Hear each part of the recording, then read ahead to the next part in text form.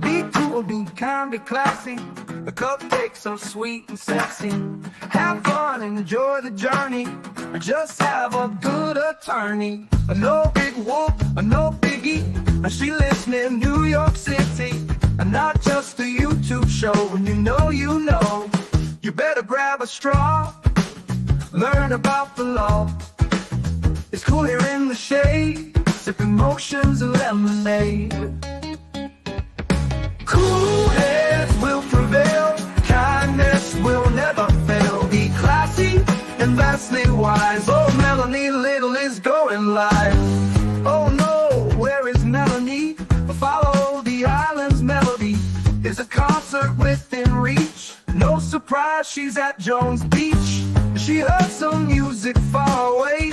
Captain Jack Stack Harbor Bay. He sings and his piano plays. Not all sounds are waterways. Speaking Yiddish and Latin, it's not just for Manhattan. It's for Goethe and Machegas. Ridiculous that insanus. Oy vey, Marcus. Proceed, that's for schmucks. Be cool, be kind, be classy. My cupcakes sweet and sassy. And not just a YouTube show. When you know. Cool heads will prevail. Kindness will never fail. Be classy and vastly wise. Melanie Little is going live.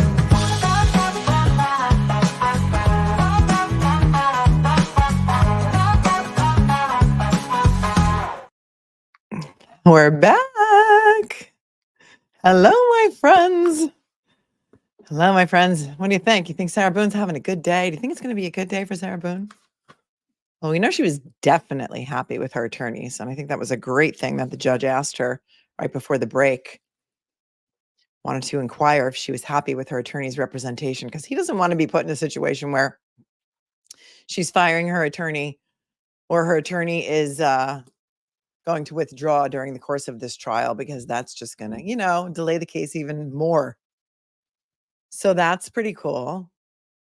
And I'm glad she's happy with the representation. She seems to be participating. She seems to be writing down a lot of notes. She's very active there in the courtroom, and we like to see it. In my opinion, I think that the openings were a little dull. I didn't think they needed to be as long as they were. And also, didn't help that we couldn't hear a damn thing. So at least the closed captions were somewhat, and I say somewhat accurate, because we Circle Monty, I think it was Circle Monty has entered the chat. Shelby, a lot of craziness so far already. My opinion. Did anybody do their homework and go watch the or listen to the Phelps podcast on Karen Reed? If you did, what did you think? What'd you think? Yeah, she's happy with her attorney, so that's good. So we got that going for us. She's not going to be representing herself anyway yet during the course of this trial. Although we did do a poll on the morning stream, and we said, do you think Sarah Boone will fire her attorney during the course of this trial? 61% of you, I think, said yes. And 39% said no. That is the guy. That is the guy who I pinned it to the morning stream, Iceman. That is the gentleman that was on Aidan Carney's show. His name is something like M something Phelps. My short-term memory is really shot. And he did a podcast. I found it on Spotify. I pinned it to the earlier chat. And it's called something like 34 Fairview. And he was on Aidan Carney's show. I did not really think that was a great appearance for him. But, and I wasn't so sure based on that interview that this podcast was going to be fair. But I was pleasantly surprised to listen to it because I thought it really was fair. I thought that this podcaster is open to the fact that Karen Reed was framed. Thanks, What the Duckling. You did. What the Duckling understood the assignment during the lunch break and went and listened to it. M. William Phelps. Thank you. Even my mics are hot nose. It's also on, yes, you can find it also on Audible or Apple Podcasts. I am a Spotify girl, so that's where I go for my podcasts. You're waiting for their approval? Okay. Well, is my approval not good enough for you, Iceman? Okay. All right.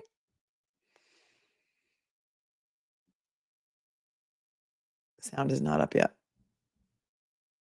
Oh, they disabled the chat on the afternoon stream of Court TV.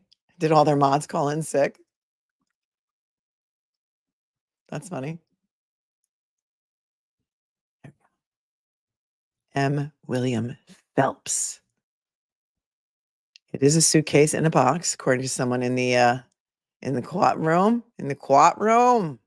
Karen became a member. Welcome. And Sandy became a member. And Yuri's math teacher. Thanks so much for gifting 5 memberships.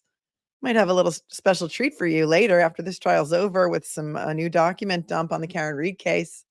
Couple of new motions. Just waiting for copies. Going to be interesting. Thank you, Yuri's math teacher. Because, I just have no life, so I can be on YouTube all day and all night. Things happen. I'm just there to cover it. And I know you're there to watch it. So please remember to hit the like button to boost the channel. My twins who are in college will thank you tremendously. Court TV chat can be wild and vile. Both of those things and all of those things. Wise man. Well, if you want to go there, I always want your approval. But looking for a guy's perspective on this, gentleman. How about this, Iceman? How about this? How about you think for yourself this time? How about you say, I'm going to make the determination on whether or not I like this guy. You don't need the bro club to tell you what you like or don't like. How about you go in there with an open mind and you listen to it and you come back and tell me what you think. And then maybe Will and Turtle Boy can come to you for your opinion next time. How about that? I think that would be a great idea. What? Chantal. Oh, the Dateline episode is tonight too. Yeah, what time is that? Is that 8 Eastern? It's going to be 2 hours of, I don't even know what. Everything we've already seen, like the 2020s and all that nonsense, I didn't think was very good. Maybe Moon Goddess, except for I can't restream the Dateline episode. And I've seen other people do it. And it's like they're just watching it on a different screen. And then it's kind of like, I don't know. I think I would rather watch it and then come back and discuss it with you after we all watch it. 9 p.m. Eastern. Okay. All right. Yes, this even my mics are hot. Same. Says turned off by several things he said on Turtle Boy's show, where he seemed to think he was better than everyone else. But so far, about 30 minutes in, it seems okay, right? And it's only like what, a 40-minute episode, 43 minutes. So I thought it was fair, more fair than I thought it was going to be. 9. Okay, 9.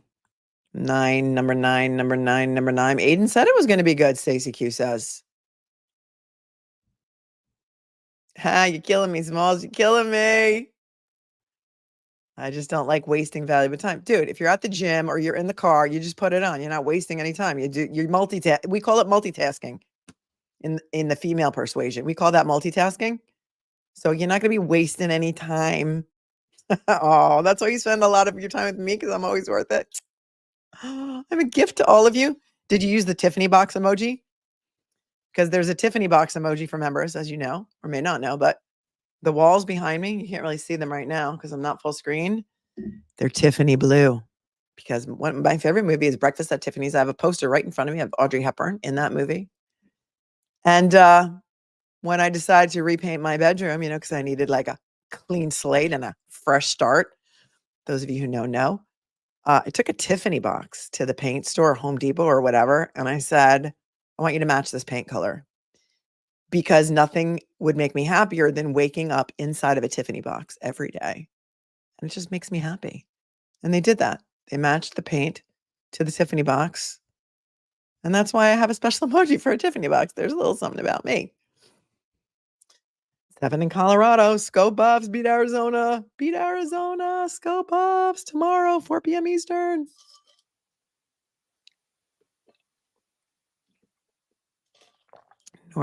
Northwest prefers Nate Eaton. Nate Line.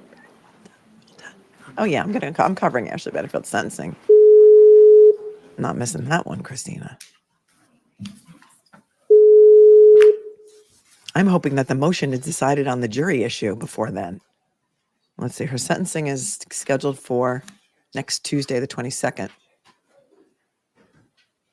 Back on the Absolutely. record, State of Florida versus Sarah Boone, 2020 CF 2603. Can I get appearances for counsel for the record, starting with counsel for the state? Dave Ketchner on behalf of the state. William J. for the state. Defense. James Owens for Sarah Boone. Connie Henderson for Sarah Boone. Kevin Beck on behalf of Sarah Boone. Ms. Boone is seated at counsel's table wearing the same black suit and pink blouse from this morning. Pink. He says pink. State, anything we need to address before we bring back in our panel? Can we get the evidence projection system up and can we test it before we Yes. go live? I wonder if sir. it's like an overhead projector. What trial was it that we were watching where they had like a legit old school AV squad overhead projector from like when us Gen Xers were in elementary school? Was that Tellus?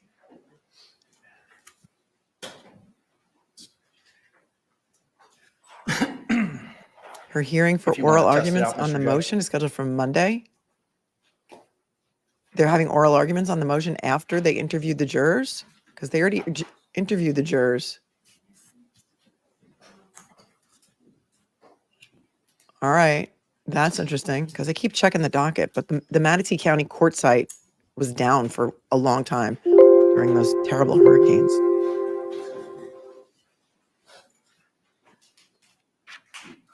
Call 1 at 12:59 p.m. with a GMT offset of -300 minutes. Call on Monday. Guess they're testing their overhead projector system. Did anybody go during lunch and watch the Jill Daniels hearing? I didn't think it was possible, but her lawyer is possibly just as much of a dick as she. And guess what? They still haven't found a special prosecutor because the Norfolk County DA's office can't prosecute Jill Daniels, who is the sister of, whose sister is she? Julie Albert's sister? She allegedly assaulted Call Aiden 1 Carney. at 12:59 p.m. with a GMT offset of -300 minutes. Call on Monday, February 24th. That judge was awesome because her attorney started doing the abada, because the judge said, all right, I'm going to issue a protective order. She's got a stay away order. She's got to stay. And her attorney was like, no, that's not fair. The judges shut her right down. Shut the attorney right down. I was like, they need a special prosecutor. They haven't found one yet. And he's like, but he lives all the way in somewhere and she lives in Canton. And it's ridiculous that there should be a stay away order because he's only an alleged victim. Meanwhile, there's like video of her assaulting him. Yeah, that judge was not having any of it. If you haven't watched it, go and watch Glairer did it. Glairer did it earlier this morning, and you can go watch it. It's a very, very short hearing. It was on Zoom, Okay. All right. but he's Anything hilarious. else, state, we need to address? Not this time, Your Honor. Defense. No, sir. Okay. All right. Just in the spirit of full disclosure, there are some persons behind me to my right and my left. I run the mock trial program at Barry University School of Law here in town, and these are some of my students as a member of that program. So they're here just simply to observe. Oh, I love that. Pay no mind or attention to them. The students those are the students next to him on either side. They're the mock trial team of, I didn't hear what law school he said. Hold on. I run the mock trial program at Barry University School of Law here in town, and these are some of my students as a member Barry of that program. University? So they're here just simply to observe. So pay no mind or attention to them. With that, are we ready to bring in our jury? Yes, Your Honor. Yes. All right, let's stand and bring in our panel. Mock trial clubs and teams are the best. I would like anybody whose kid thinks that maybe they want to be a lawyer someday or even like an actor to join the mock trial club in high school because it's so much fun.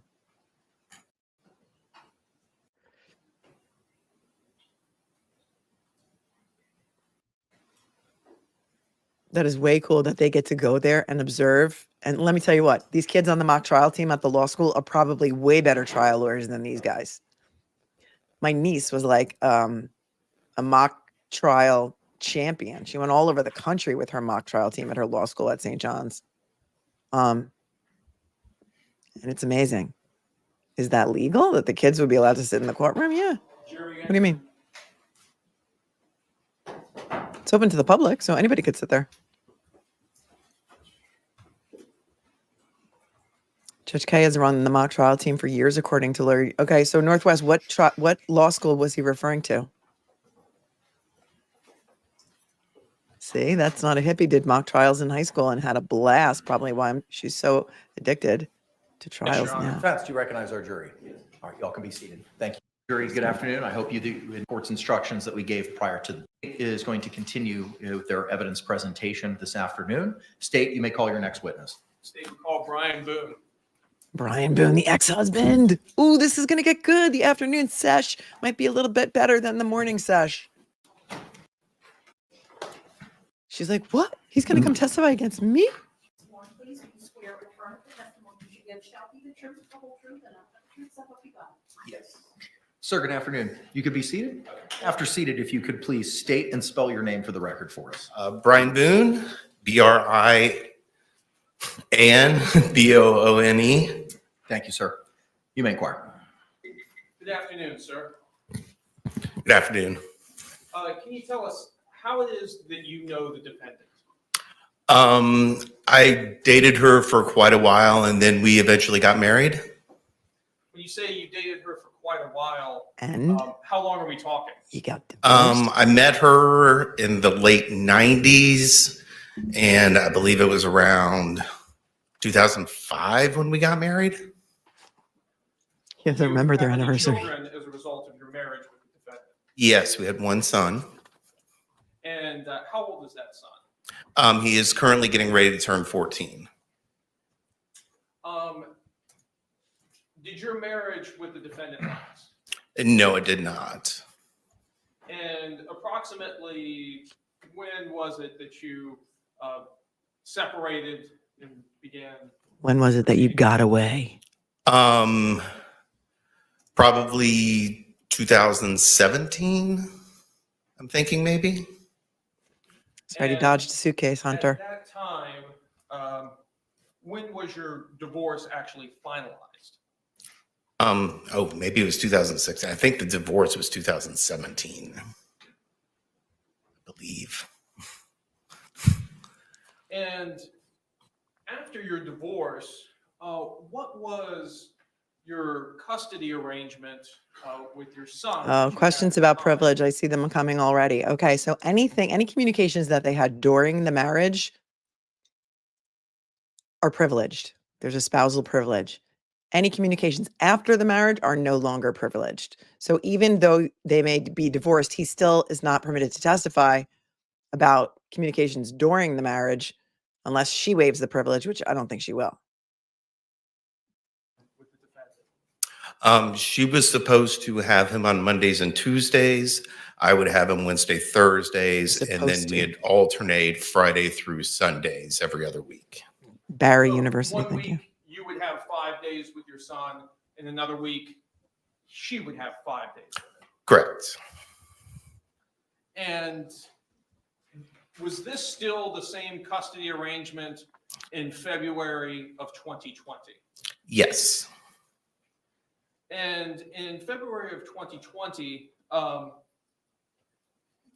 did you have, do you recall the events that occurred, I guess, first on the late evening of February 23rd, 2020? On that evening, Yes. well, apparently Sarah called me at one point during the night. Do you recall about what time she called you?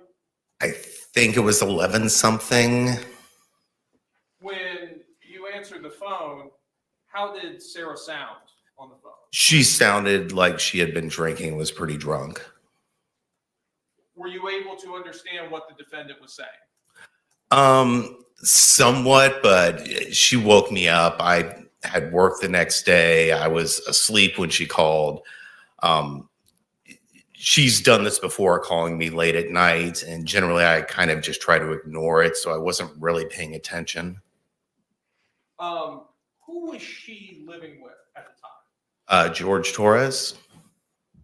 When she called you late that evening, could you hear George in the background at all? Not that I remember, no. Did you pay much attention to this phone call? No. Now, the following morning, on February 24th, 2020, did you begin to call the defendant? Yes, I did. Bless And you. approximately what time did you begin to call the defendant? I think it was like 11 o'clock or something.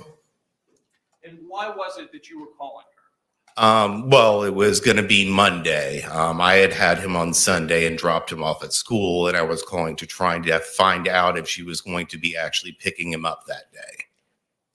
Why would you have a question about whether or not she was picking him up? She wasn't generally very good about actually getting him on the day she was supposed to. So it was not uncommon It's nothing worse for a kid than an unreliable parent. Just saying. for you to have to. I mean, there are worse remind things. I'm just her saying that's a really sucky thing for a kid when the parent doesn't show up when they're supposed to and they're always canceling their visitation. Not nice. To pick him up or to make sure that she was going to pick him up. Well, I mean, remind or just find out if she was going to, or if she was just going to give him over to me as what happened. Yeah, because she's a flake. Do you remember at what time on February 24th you actually got in touch with the defendant? I think it was like 12:30 or something. And when you actually got in touch with her, what did she tell you on the phone? That George was dead, and if I would come over. Did she say what happened to him? I don't remember if she told me then on the phone or when I got there, but she told me they had been playing hide and seek and that she fell asleep. What did you advise her to do? I told her she needed to call 911 and that I would come over as soon as I could. And this is on your first phone call here at approximately 12:30 Yes. on 2/24/2020. Yes. Did she call you again while you were en route to her residence? She did. She called to find out if I was still going to be coming over. And when you spoke with her while you were en route, what, if anything, did you advise her? I told her she needed to call 911 and told her I was on my way, but she needed to get somebody over there. How long did it take you to arrive at her residence? From the first phone call, or? Yes, from the first one. Well, I mean, I live a minute or two drive away, but I had to get my puppy. We had just gotten a puppy recently. I had to get him in his crate and stuff like that and put something on because I was working from home. And total time, maybe 10 minutes. When you arrived at her apartment, tell us what she told you when you arrived.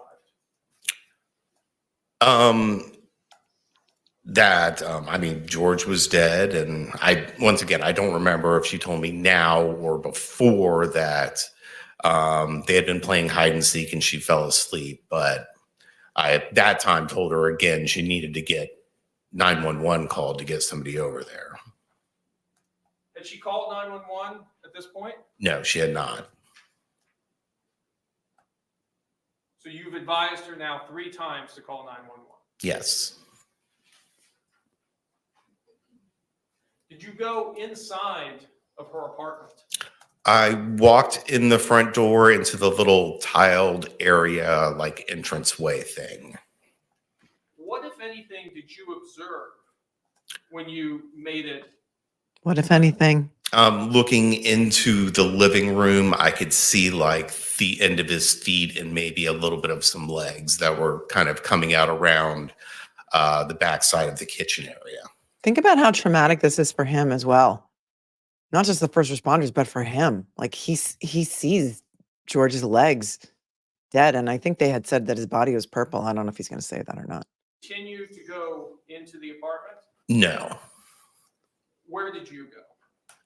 Sarah told me she was going to call 911 and go outside and have a cigarette and a drink and asked me to come out there with her. And I told her that Drink. I didn't really feel comfortable being inside. And I went out front and got in my car and waited for people to show up.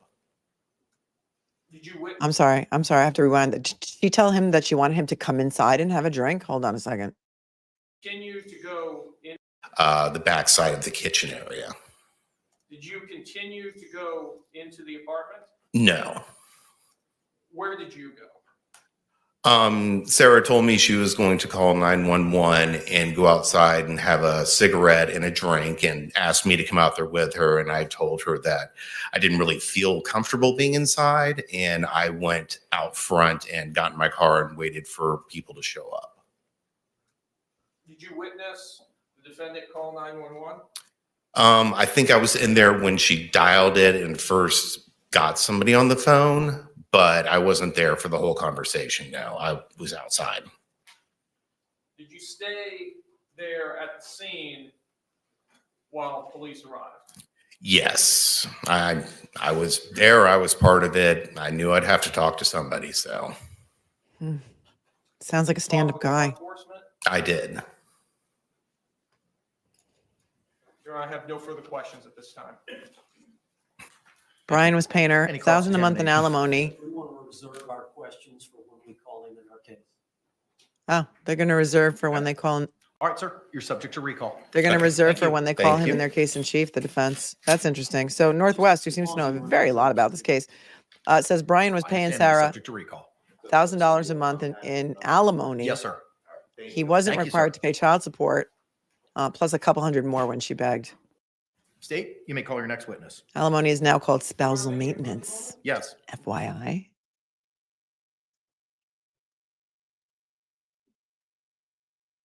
Okay, we can FF a little bit. That was a quick in, out, nobody got hurt.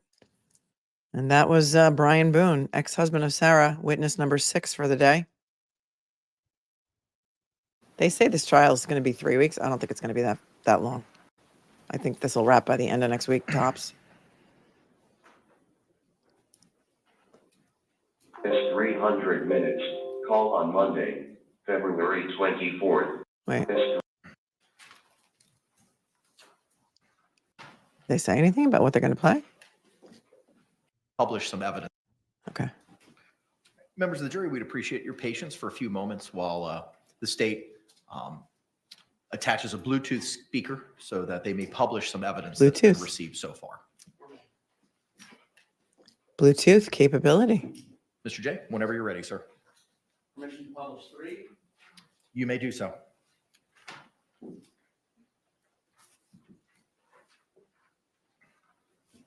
I would love to, KB, but my time is so limited. But so many people have asked me that I'll try and take a look at the Farris case. Thank you for suggesting. It's 300 minutes.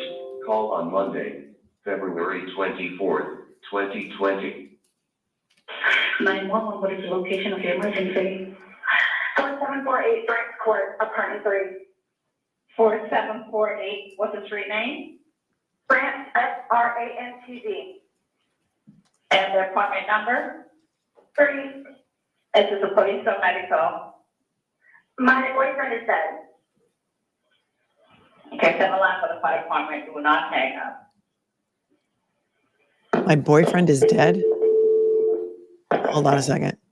I got to hear that again. This is the 911 call that Sarah made. Hold on. I mean, we have to rely on this the closed captioning, sadly, because it's hard to hear, but you may want to turn it up on your end, okay? There we go.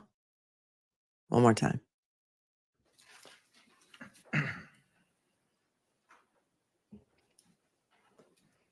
It's 300 minutes. Call on Monday, February 24th, 2020. 911, what is the location of your emergency? 4748 Brent Court, apartment 3. 4748, what's the street name? Brant, F-R-A-N-T-D. And the appointment number? 3. Is this a police or medical? My boyfriend is dead. My boyfriend is dead. Okay, send a line for the fire department, do not hang up.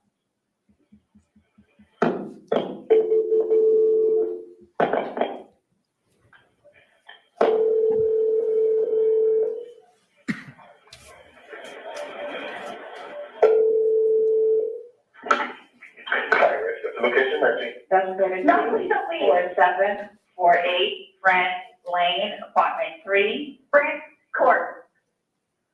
France Court? Yes. Okay, is this near Mackenzie Drive? I don't know where that is. She didn't hang up. She got It's the transferred. fire department. Okay, 4748 France, correct? Correct. All right, correct. Now tell me exactly what happened there. My boyfriend and I were playing last night, and Mm-hmm. I tried him in a case when we were playing, and Okay. but kind of hide and seek kind of thing. So I fell asleep, and I woke up, and he was dead in the suitcase. So I don't know what happened. I don't know what happened. Right, okay, what's your apartment number? 3. Apartment 3? Yes, like he had like blood coming out of his mouth, and I don't know what he had, but any reason on what happened. Right, okay, all right, okay, listen, we're getting out of T. All right, okay. Okay, Now? okay, yeah, man, listen, we're on our way up there. You're at 407-716-8684. Okay, you hanging from somewhere or what, man? No, I pulled him out of the suitcase. I tried giving him CPR. Okay, so he was in a suitcase? Yes, and I fell asleep. Okay, how old is he working there? 42-year-old man. All right. Okay, we're setting up on the sheriff's office out there? Yes, sir. Yeah, okay. All right, listen to me. Okay, that you need to confirm this. All right, I just need to confirm this. Is he awake at all? Is he conscious at all? No, he's purple. Is he breathing? He's purple. All right. I need you to get him on the floor, flat on his back for me, okay? I did. I tried giving him CPR. All right. I tried giving him CPR.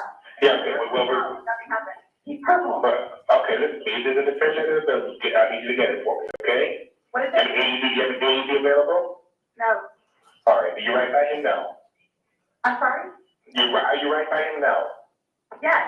Okay, listen, ma'am, listen, so listen, is he cold and stiff? She does sound super annoyed, right? She sounds super annoyed. Yeah, I already tried CPR. He's purple. And watch her shaking her head where they're just showing the back of her head so we can't see her facial expressions, but I'm going to take that back a beat or two. Right. It sounds like they did me and PS out in the snow. Is he available? No. All right, you're right by him now. I'm sorry? Are you right by him now? Are you right by him now? Okay, listen, ma'am, listen, so listen, is he cold and stiff? Yes. Is he cold and stiff? Okay. Well, he's not necessarily cold, but he's stiff. And Right, okay. All right, listen to me. Listen, I want you to lay him flat on his back for me on the floor. I did. Removing the pillows, okay. Yes, I did. All right, okay. He's stiff and purple. Right, okay, listen, okay, man, that's fine. We're still going to put compression to him, okay? All right? If you lift your hand on his breastbone, right in center of the chest, right between the nipples. Yes. Put your hand on top of that hand. Ready, I'm telling you. Just like that and you tell. Okay. Please, okay, you're girl. Okay, listen to me. All right, I want you to place the heel of your hand. Okay, right between his chest, right between his breastbones. Put your other hand on top of that hand. He's trying to teach her how to do CPR. And she said he gurgled.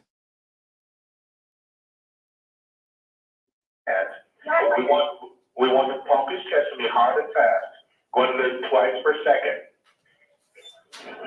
Okay, you're done. Okay, no, just keep on pumping. That's all you need to do for me. Keep on pumping his chest for me. I don't need you to stop and talk or anything. I just want you to count out loud for me, okay? 1, 2, 3, 4, 5, 6, 7, 8, 9, 10, 11, 12, 13, 14, 15. But this is nice to me. Okay, man, just keep on pumping his chest. That's all you need to do for me, okay? Yes. Come on, please, hurry up. Okay, ma'am, they're driving here as fast as they can. Okay, don't stop to say hurry up. Just keep on pumping and counting. Okay. She does sound really annoyed. All right, just keep up the chest. Count on taking count with you. 1, 2, 3, 4, 5, 6, 7, 8, 9, 10, 11, 12, 13, 14, 15, 16, 17, 18, 19, 20, 21, 22, 23, 24, 25, 26, 27, 28, 29, 30, 31, 32, please hurry. Okay, man, just get there as fast as they can, okay? He's there and he's purple. Okay. Keep pumping his chest for me, ma'am. I'm still doing it, okay? Carrie says, listen, she's not short of breath. CPR is exhausting. Right, okay, that's fine. You did a good job. Just keep on doing it for me. That's all right. They're getting there as fast as they can, along with the sheriff's office also, okay? Please. Gigi's saying if he gurgled, that means she never tried it Keep before on the call. pumping, man. 1, 2, 3, 4. 1, 2, 3, 4. 1, She just screeched, we were playing hide and seek. 2, 3, 4. Keep on pumping for me, man. I'm doing it, okay? We're playing hide and seek. All right, I understand. All right, just keep on pumping for me, okay? Okay. Yeah, Monique, he said the ambulance is on the way. Right, okay. Horrible. This is horrific. What happened? Like, what happened? What happened? Okay, man, keep on pumping the chest for me, okay? They're in the parking lot. They should be up there shortly, okay?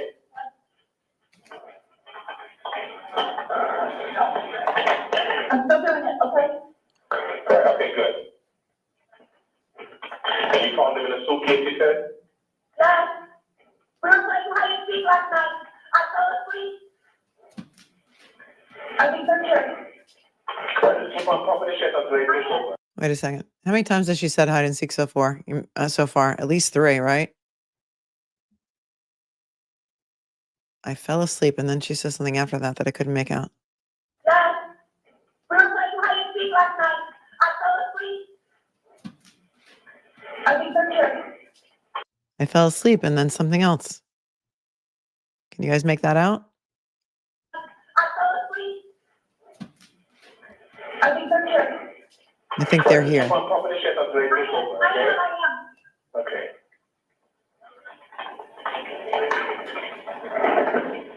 I am. Okay.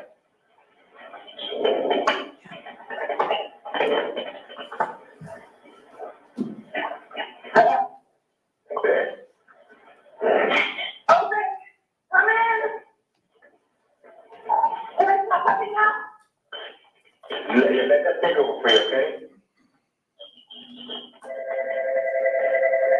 What was the last time anybody saw him? The last time. We were playing hide and seek. He was the certificate. Okay. But unfortunately, he's been down too long to try to keep it for him. Hello, ma'am. And so we're there, obviously. Alright. No, my boyfriend. Is your boyfriend? Okay. Does he have any kind of medical? No, not that.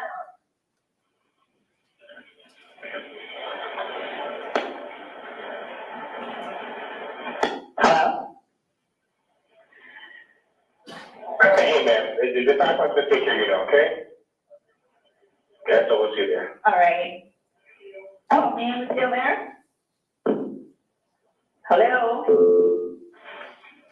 Contact 407. Oh, she's calling her back because she. 716-8684, reference mobile. 1308.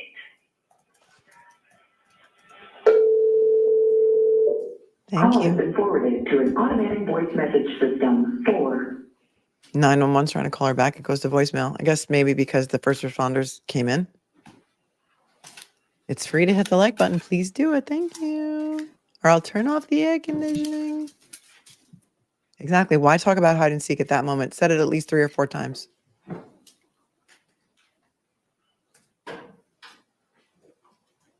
Lou Jones doesn't think she was doing CPR either. And Lou Jones is Red Cross certified.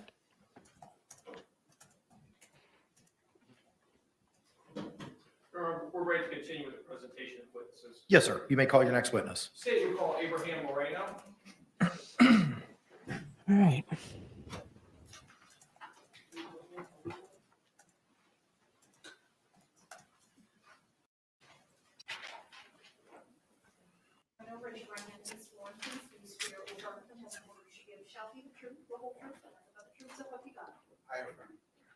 Sir, good afternoon. Could you state and spell your name for the record for us? Abraham, Abraham, last name is Moreno, Moreno.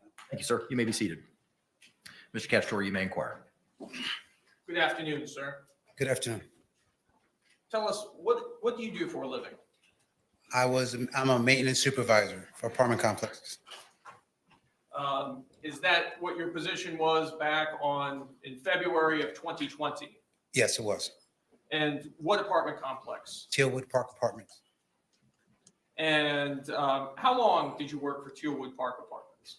About 2 years. And tell us, what were some of your duties? He in said your position duties. there with Tealwood Park? Daily, I cleaned the grounds, walked the property, answered maintenance calls, did emergencies, dealt with vendors. Did you become familiar with the residents there at the apartment complex? Yes, Did you have occasion to meet the defendant in this case and also a Jorge Torres? yes, Did you avoid them too? Turn your attention to February 24th of 2020. Do you recall that date? yes, And on that date, did you have occasion to come in contact with the defendant in this case? yes, I did. And attention. tell us, what was the circumstances in which you came into contact with her on February 24th, 2020? I was called by the manager and the assistant manager to come to her unit.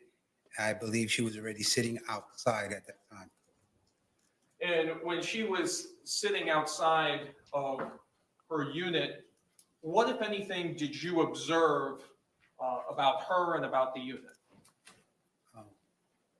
The police was there. Her ex-husband was present. She was sitting outside, and that's when she decided she wanted to talk to me and the managers. She wants to talk to the manager. Tell you. She's confused. She's not exactly sure what happened. She pointed out that she recalls that they were playing a game of hide and seek. There was an instance where she was going to teach him a lesson, and then she just doesn't recall anything else. She was going to teach him a lesson. She was going to teach him a lesson. It's called a statement against interest. Ready? I'm going to rewind it. She wanted to talk to the managers. Are you surprised? Petty paralegal says she has the requisite haircut for wanting to talk to the manager. Playing a game of hide and seek. Well. She's confused. She's not exactly sure Confused. what happened. She pointed out that she recalls that they were playing a game of hide and seek. There was an instance where she was going to teach him a lesson. Teach him a lesson. And then she just doesn't recall anything else until the next morning. Did she say she fell asleep? Yes, she did. Did she say things got out of hand? I don't really recall that part, but I do recall her stating that they were playing their game and that George went into a suitcase. And I didn't ask any questions. I just let her talk for herself. He probably said in How his long was statement this conversation? that things got out of hand. About 4 or 5 minutes. Your Honor, I have no further questions at this time. Any Well, refresh his cross-examination? recollection if he said things were getting out of hand, if he heard her say that. You want that in. You may inquire, sir.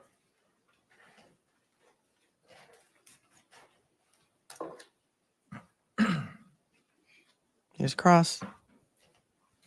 Good afternoon, sir. Good afternoon. This conversation that you had with Miss Boone, Yes, that took place on the 24th? Is that correct? yes. And who else was present on the time that the conversation was taking place? Standing right next to me would have been Melissa Sexton and Eugene Harris, as well as the officer who was in front of the door.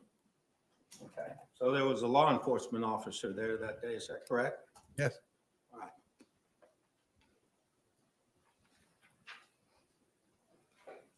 Now, on the 24th is when you said that Miss Boone made this statement to you. Is that correct? Yes. They were playing hide and seek? Yes. And what else did she say happened? She had told me they were playing hide and seek. They had drank. She was trying to teach him a lesson, and that was that. She went upstairs. She went to sleep. She woke up. She doesn't know what happened. Okay. So that was on the 24th. Yes. All right, on the 26th, were you not interviewed by law enforcement? Yes. Okay. So I may have my days wrong, but it all happened on the same day. All right, the 24th, do you remember 2 days later that a Detective Scott Lowen conducted an interview with you at 4704 Lucier Court, Winter Park, Florida? You remember that interview? Yes. So that was 2 days later, is that correct? I would assume so. Yes. All right, so when he interviewed you 2 days later, did you tell him about this statement that Miss Boone made to you that you just told this jury in court? I did mention it to him. You did mention it to him? I mentioned to them that we did have a conversation.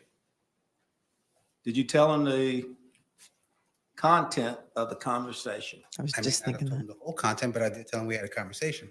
All right, well, what did you tell him? What content did you tell him on the 26th? That they were playing hide and seek, that she was confused. She doesn't know what happened. I do believe I did mention to him the fact that she had said that she was trying to teach him a lesson. Not that anything was done with malice. I didn't state that at all. So it's your I recollection. don't think that's what he's getting now at, today but that- he wants to get it in there. I don't think anything was done with malice.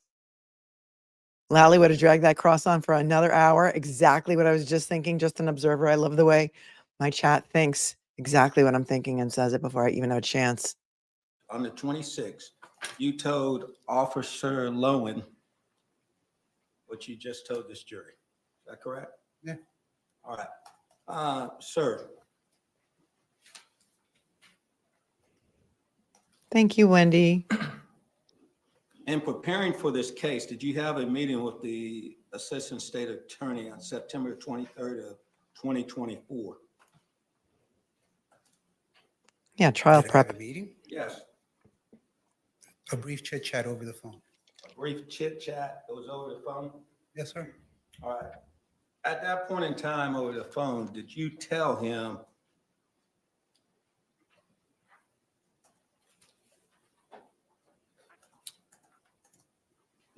that Sarah Boone, the defendant, stated that she was teaching him a lesson and things got out of hand and that she fell asleep? Yes. Is that what you told him? Yes. Okay. And that was in 2024 of Okay, this is September improper the impeachment, 23rd and I'm of going to this tell year. you why. Yes. He's trying to impeach him with the statement that allegedly he gave during trial prep on September 23rd of 2024, where the defense attorney is saying, didn't you say that things got out of hand? Now, when he was asked during direct examination by the state's attorney, and he said, did you say that things got out of hand? He said, no, I don't remember saying that. I said this, that, and the other. So this is improper impeachment because he never said during direct testimony things got out of hand. So, defense attorney, why are you now trying to add additional statements against interests of your client? You should have just left it out, right? Am I in the Twilight Zone? Because it was brought up, it was glossed over. He said, no, I don't remember saying that. Listen. Yes. Okay. And that was in 2024 of September the 23rd of this year, 2024. Yes. Is that correct? Yes. Are you telling us that back on February the 26th of 2020, you took. Boyfriend was in a suitcase. Okay, what the actual And what? did you respond out? Hold on. With Miss Boone. Sometimes this like jumps. Why did it jump? Come on, man. All right, well, what did you tell him? What content did you tell him on the 26th? That they were playing hide and seek, that she was confused. She doesn't know what happened. I do believe I did mention to him the fact that she had said that she was trying to teach him a lesson. Not that There was any anything was malice. done with malice. I didn't state that at all. So it's your recollection now today that on the 26th, you told Officer Lowen what you just told this jury. Is that correct? Yeah. All right. Sir.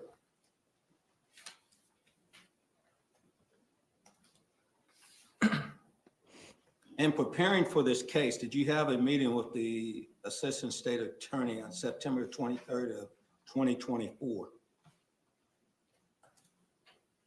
Did I have a meeting? Yes. A brief chit chat over the phone. A brief chit chat. It was over the phone? Yes, sir. All right. At that point in time over the phone, did you tell him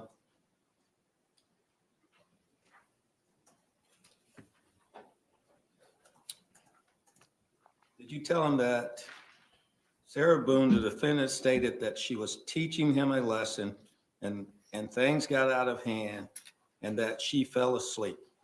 Yes. Is that what you told him? Yes. Okay.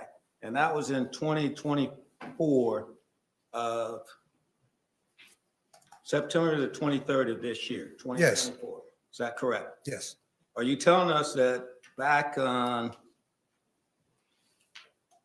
February the 26th of 2020, you told Officer Lowen at that time the same thing? As I recall, yes.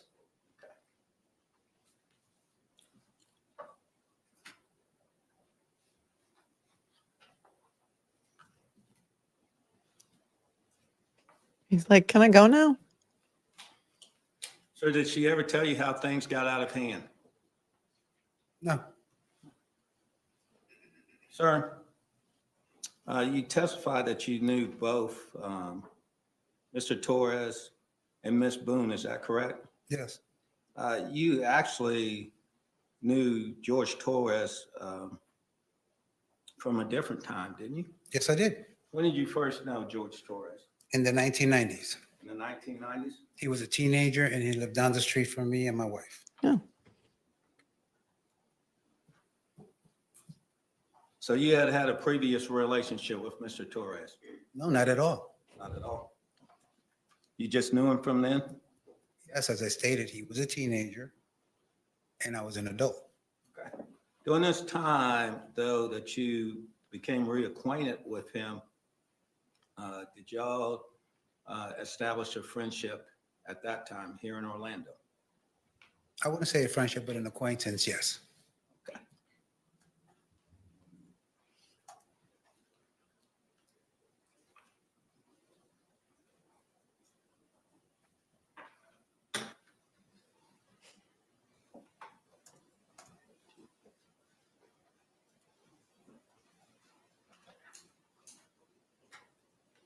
Okay. The pregnant pause has entered the Sir, chat. on Monday, February the 24th, that would have been the day that you were with Miss Sexton and Gene Harris. Yes, Out in front of the apartment. correct. Did you talk to law enforcement that day? No. You did not talk to them that day? I don't recall talking to him that day, no. Okay. Thank you, sir. I don't have any, if I can confer. You can, sir. You can, sir. And it just said cancer. Thank you, sir. I don't have any further questions. Any redirect examination? Just brief. All right, thank you.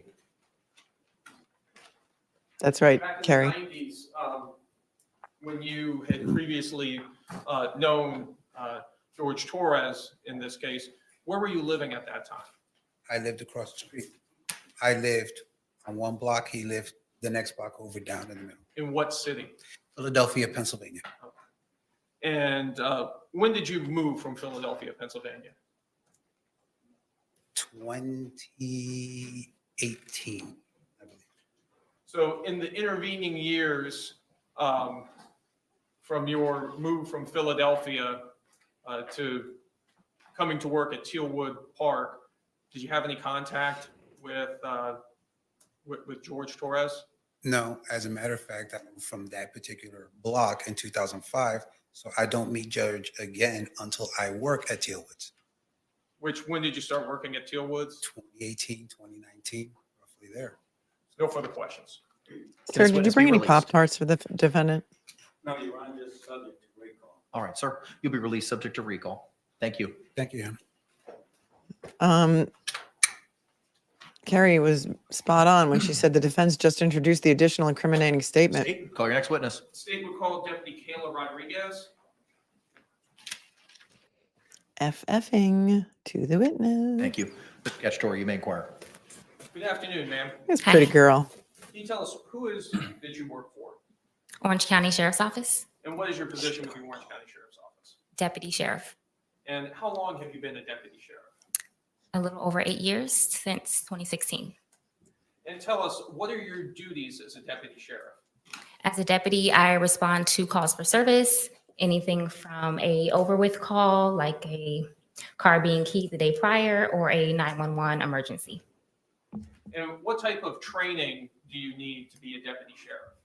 So for me, I obtained my bachelor's degree from UCF in criminal justice in 2014. After that, in 2016, I was hired by the sheriff's office. Right after being hired, I went straight into the academy. The academy is 5 months of training. We go over everything from case law, scenarios, defensive tactics, physical training. After that, I do 2 more months with the sheriff's office where we go specifically into policy related to Orange County specifically. After that, I do 3 months on the road with a trainer where we are evaluated periodically through that process. You have a partner, you respond to calls for service during that time, and you slowly learn how to handle calls by yourself. At the academy, were you subjected to something called fight night or the big fight? Asking for some friends in Massachusetts. Do you also undergo continuing training as a condition of your employment?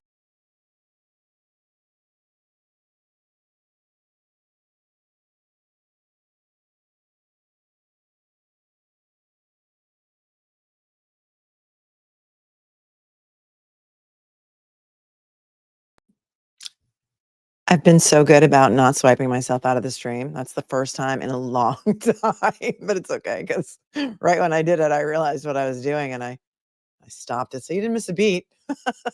Swiper, keep swiping. All I'm trying to do is use my keypad here. She's adorable. Continuing training as a condition of your employment. Yes. Tell us, were you working on February 24th, 2020? Yes. And tell us, what area of the county were you working in?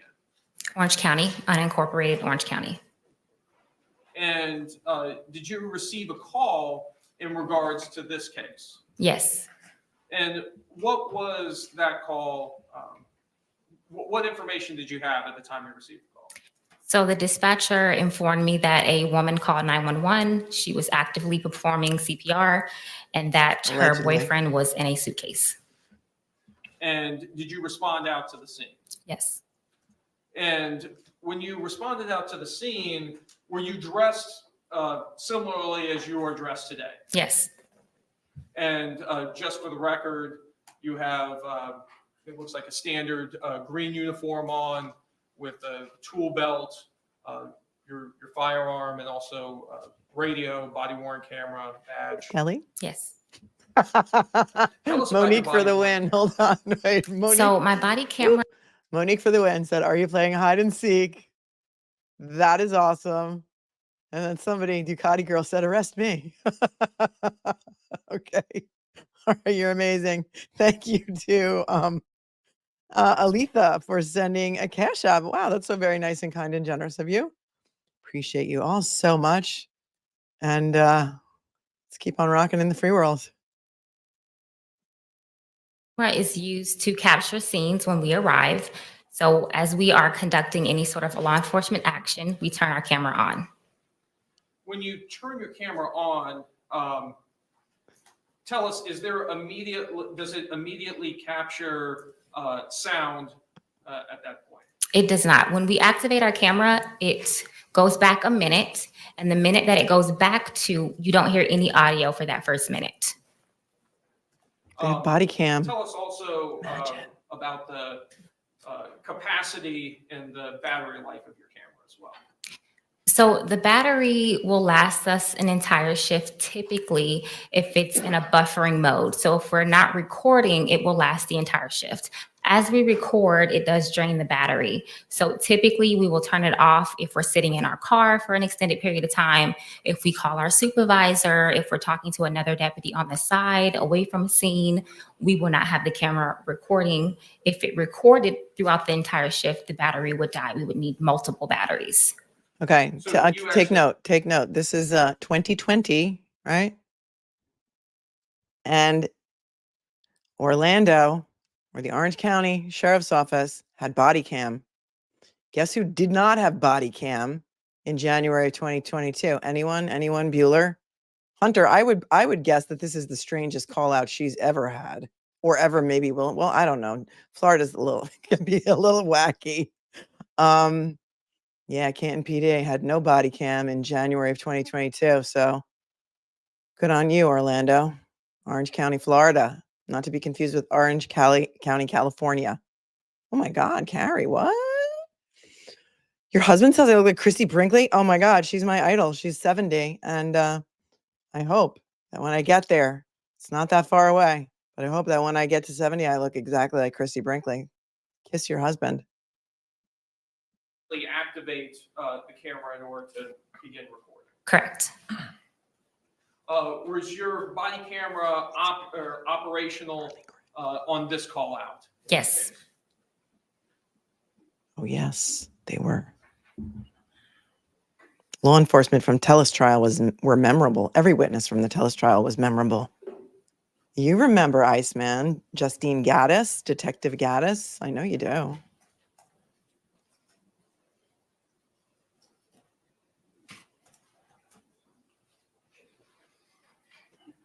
You thought I was being silenced, Allison? Yes, Heather. We need more law enforcement like this lady. She was so professional on the day. As were the 911 operators. The witness, which has been previously marked for identification, as states H, I, and G that have been shown to defense. You may. You know why, Will? Because we've watched some crazy trials And together. we're showing you what's been marked for identification as states I. Do you recognize that disc? Yes. Will, just like a serious question. I'm not trying to be a jerk. Did you watch the Karen Reed trial? Will says, why are people always so surprised or feel the need to overly commend people for acting professional on the witness stand? Did you watch the Karen Reed trial? Because that was an absolute cluster of lies, of shoddy investigation, of ridiculousness. So I'm just curious if you watched the trial, because if you did, then you would know. IYK. That's why. This channel's only a year old. The first live trial that I did gavel to gavel was Karen Reed. And so everything for us together goes back to the Karen Reed trial. And that was the craziest trial in the history of the world. Yeah. And that is why we are so surprised and we feel the need to commend law enforcement for behaving properly and conducting a proper investigation and behaving professionally. Because if you haven't watched it, I've got a playlist of about 67 trial videos. Go back and check it out. I can point you to some really fun ones if you want. Trooper Paul is especially good testimony. Did you have an opportunity to review that disc prior to coming to court today? Yes. And tell us, what is that disc? Body worn camera from the day of the incident. From February 24th, 2020? Correct. And is that your initials on the disc? Yes. And does that disc fairly and accurately represent the contents of your body worn camera? Yes. Your Honor, at this time, I'd like to move what's previously been marked for identification as states I into evidence. Any objections? No objection. All right, what was pre-marked as I will be received into evidence without objection as states 4. Is this tan suit a 3-piece suit? Does he have a vest on under there? Hold on. Kind of looks like, oh, I got to move the captions. I mean, it looks like a 3-piece suit. I don't know how I feel about that. Chat? What was pre-marked as I will be received into evidence without objection as states 4. I mean, it's interesting. It's Florida. It's probably hot.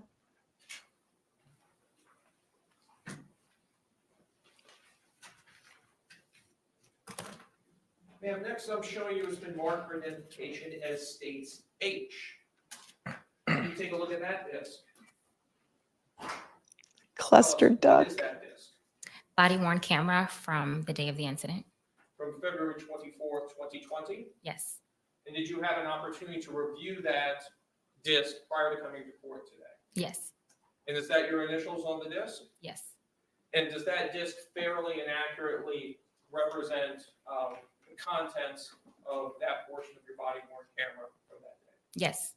Your Honor, at this time, I'd like to move what's been marked for identification as states H into evidence. No objection to any of those coming in. All right, what was pre-marked as states H will be received without objection as states 5. Attorney Adam Lally in the chat. Lal, what is your profile pic? Is that Lastly, ma'am, I'm showing you Mellow? marked for identification as stage G. Do you recognize this disc? Yes. And tell us, what is that disc? Body worn camera from the day of the incident. From February 24th, 2020? Yes. And you had an opportunity to review this camera prior to coming to court? Yes. And that's your initials on the disc? Yes.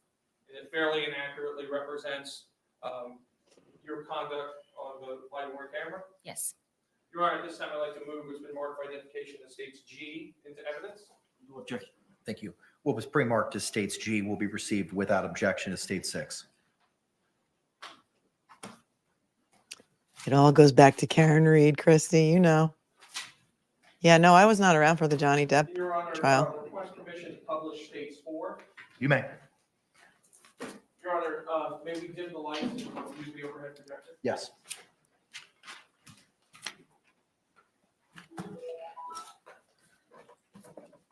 Yeah, they collected blood in red Solo cups.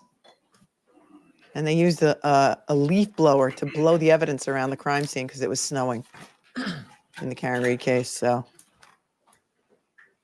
that's what we're used to. Sadly.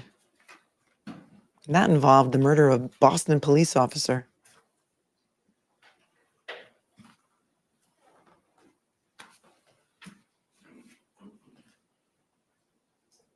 Okay, if you're not coming to the, if you're not watching, come to the screen. They're showing the body-worn camera of this lovely deputy, Kayla Rodriguez. Hello there. You live here? Okay, I'll talk to you guys, get some information. That's the property manager.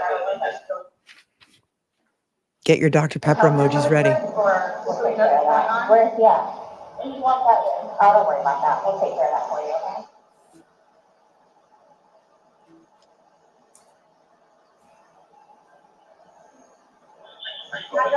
I had a cigarette, but okay, wait 1 second, okay?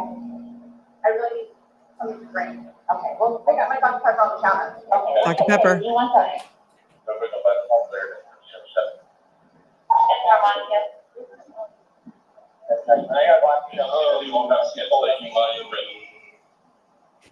At the time, that you called it. That's the time you called it, okay. Perfect. Go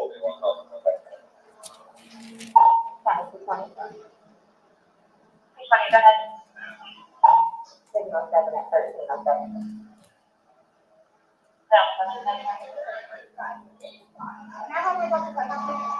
Can't go back to that. What's going on? Who is he to you? Boyfriend? Yes, because of like 3.5 years. What happened? We drank last night and had a Can you pass this to the around to the FBI stuff? They need to sign that, sure. Okay, not even. Okay, go. No. Okay, hold on. I want to take it back. She's saying something about the FBI. I mean, the caption said FBI, and I heard FBI in my headphones, but she said something about the FBI. So this young, I mean, she seems very young to me, and she's really handling this well, because this has got to be, to walk in on a purple body that was in a suitcase has to be real traumatic for her. I don't remember when she said she graduated from the academy, but remember, this goes back to 2020. And here she is getting into the scene of the crime. This is February 24th, 2020. The time is 18:11:45, but that may be like UTC. I'm not quite sure.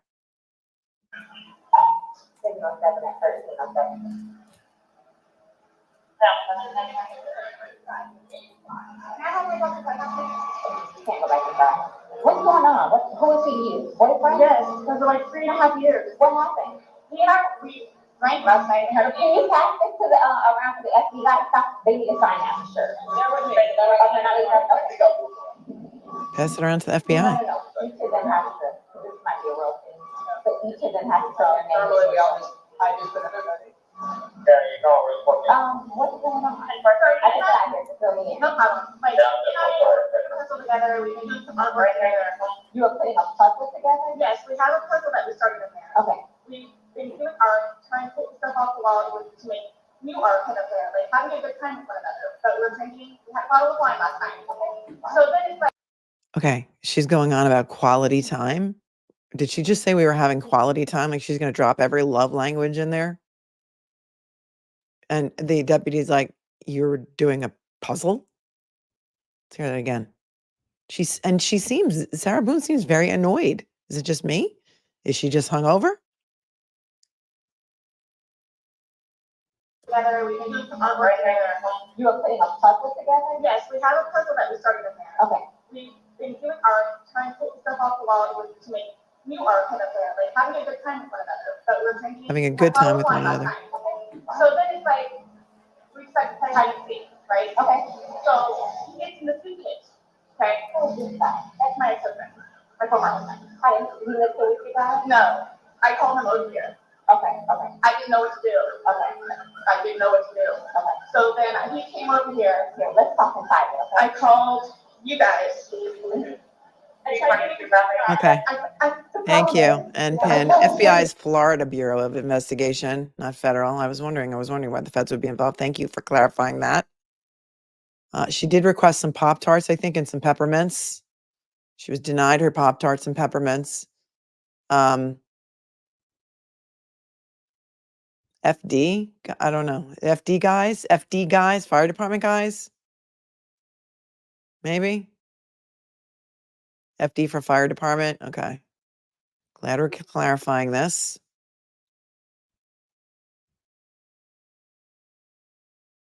What time did she call her ex to come over? He said it was like 12:30. I think that's what he said. He testified a little while ago.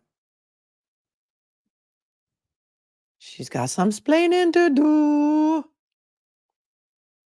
She's like, well, who's that over there? She's like, that's my ex-husband. I didn't know what else to do, so I called him. So she called him before she called 911. And we heard the 911 call too, and she was eerily very calm. And what we think was maybe pretending to do CPR, because she was not out of breath at all. Call him over here. Okay. I didn't know what to do. Okay. I didn't know what to do. Okay. So then he came over here. Here, let's talk inside. Okay. I called you guys.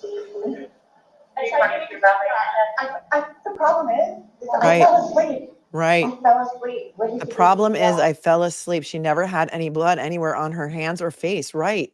And she doesn't now.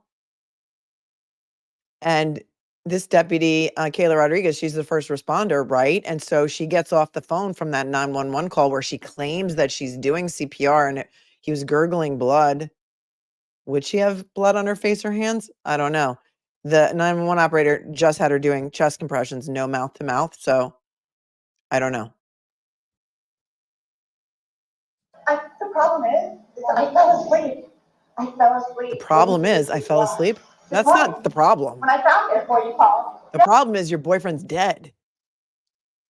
And the problem is I fell asleep. No, that's not the problem. Problem is now you're screwed. 1:00 right now. I was awake, but I actually got out of the bed at like 12:30 ish. Whatever. So I came downstairs and I was like, oh, he's in the suitcase still. That's when I found him. I took him out. I tried doing CPR and then I called him and then I told you guys. Did he be here before the fire department got here? Who? The husband? Or your ex-husband? Okay. Where did you live at? Right on the street. Okay. So you were playing and who did some update? I did, but then I fell asleep. Okay, stop. You're okay. I wasn't there. I'm just trying to She figure out sounds what like happened. one of my kids when she was 5. I did, but then I fell asleep. Why don't you believe me? I'm telling you the truth.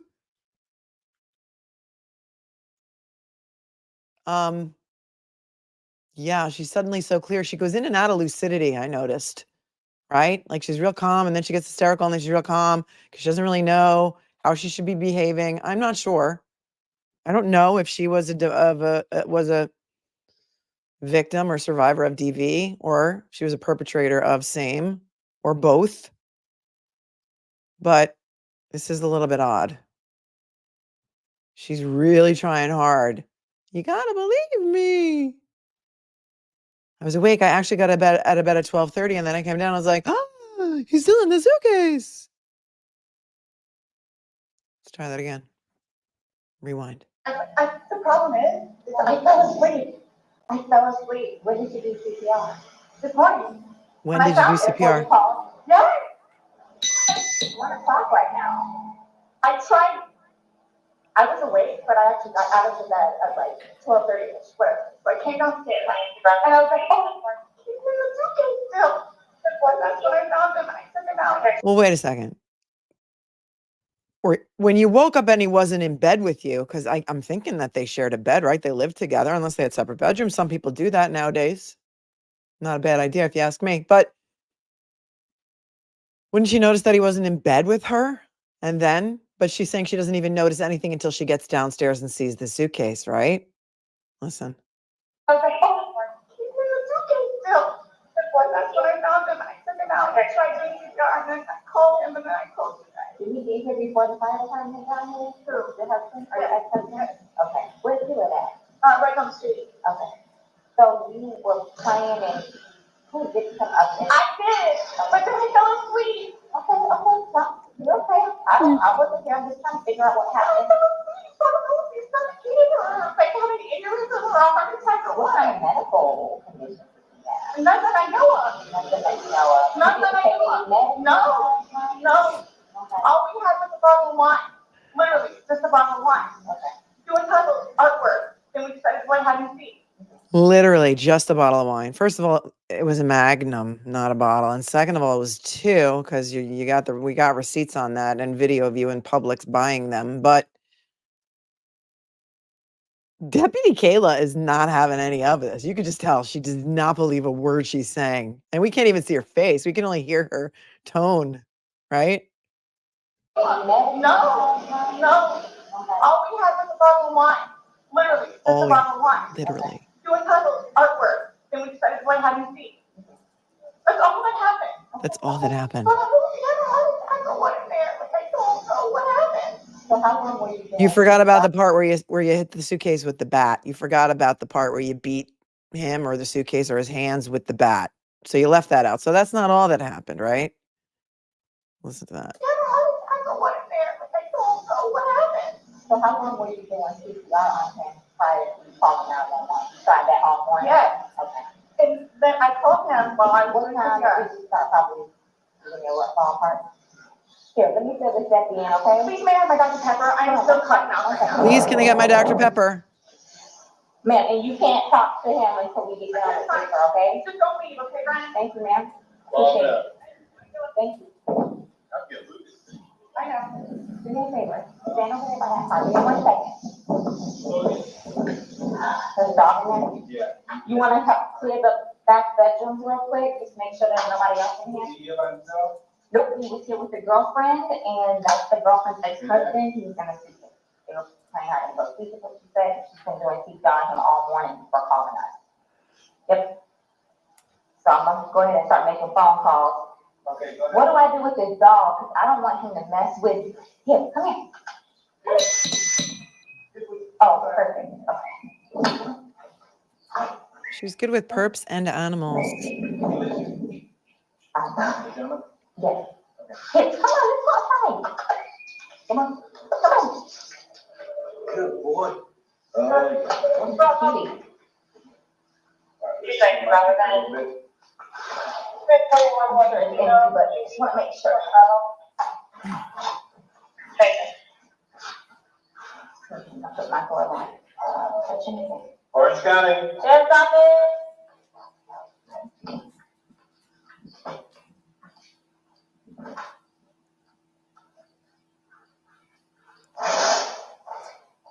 Right over here. We check this closet.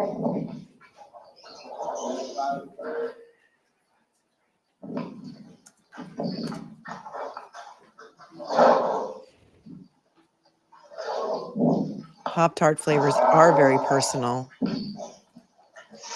You're right. Brown sugar cinnamon. I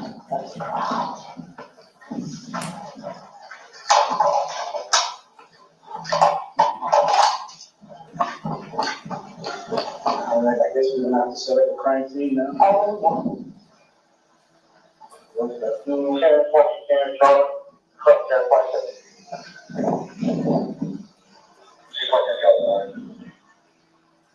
Just give us a second, okay? It's on the counter. I can't move it. You can come out of the house. Look here, let's get you down, because I don't want you passing out. This is probably a lot for you to deal with, right? Water. I can get you some water, okay? Just, I want you not on your feet, because I don't want you passing out. I need to use my water. Okay, I'll get some for you. A mega bottle. It's a mega bottle of Boone's Farm. Actually, it was a mega bottle of Woodbridge Chardonnay. Ugh.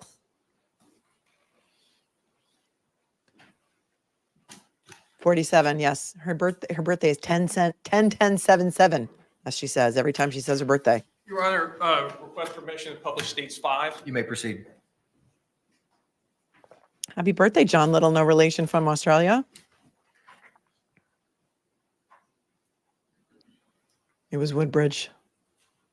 It wasn't in a box. It was in a bottle, a big bottle.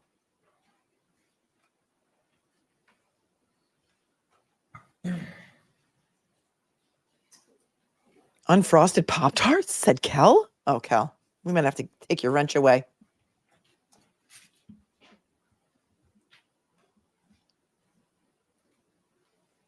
Put your favorite Pop-Tart flavor in the chat, and also maple sugar. That's mine too, right? Isn't that what I said? Maple sugar? That's what I meant. Brown sugar and maple. Yeah. It has to be frosted.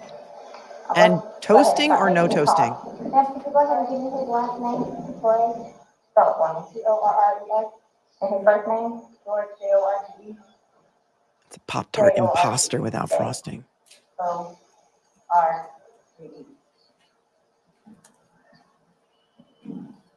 His birthday? 2/13/78. And this is a boyfriend? Yes. How long? 3.5 years. Living together that whole time? Yes. Okay. And your last name? Boone. Spell it. B-O-O-N-E. First name? Sarah. S-A-R-A-H. Birthday? 10/10/7/7.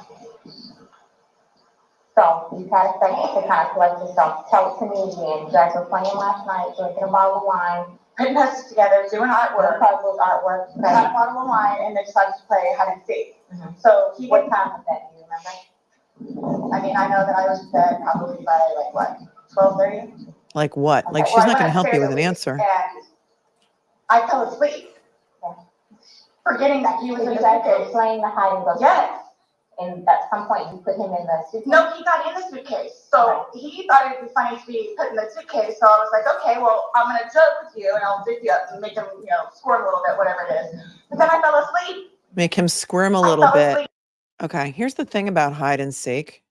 Ask any 5-year-old. You don't help the person hide and then go count and say, ready or not, here I come, because then you know where they are. So that's not hide and seek. That's called making the guy squirm because you're mad at him for something. You wanted to make him.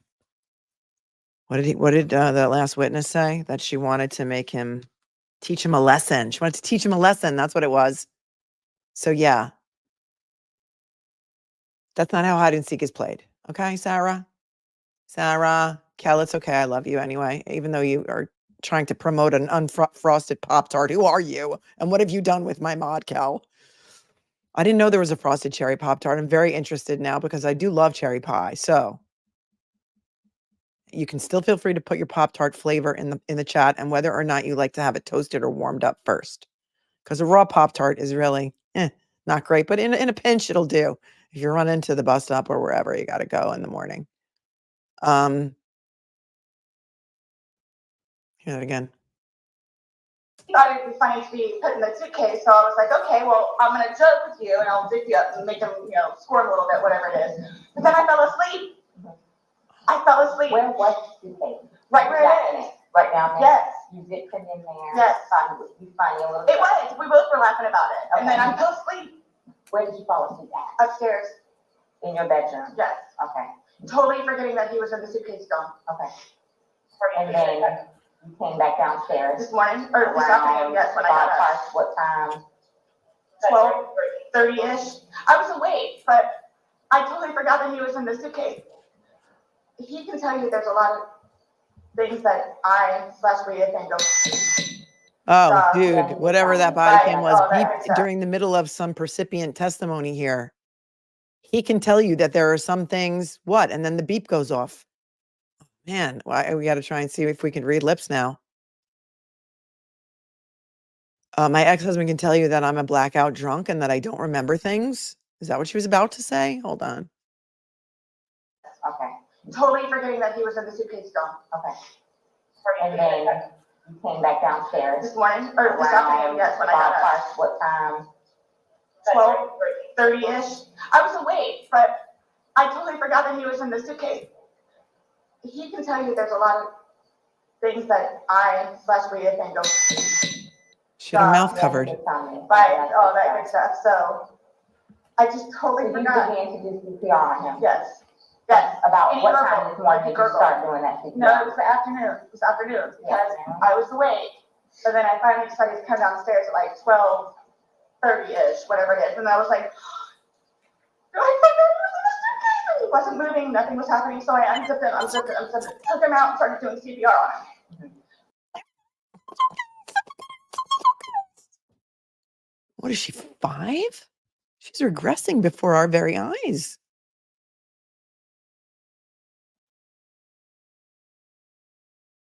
Rewind. Stuff. So I just totally forgot. You began to do CPR on him? Yes.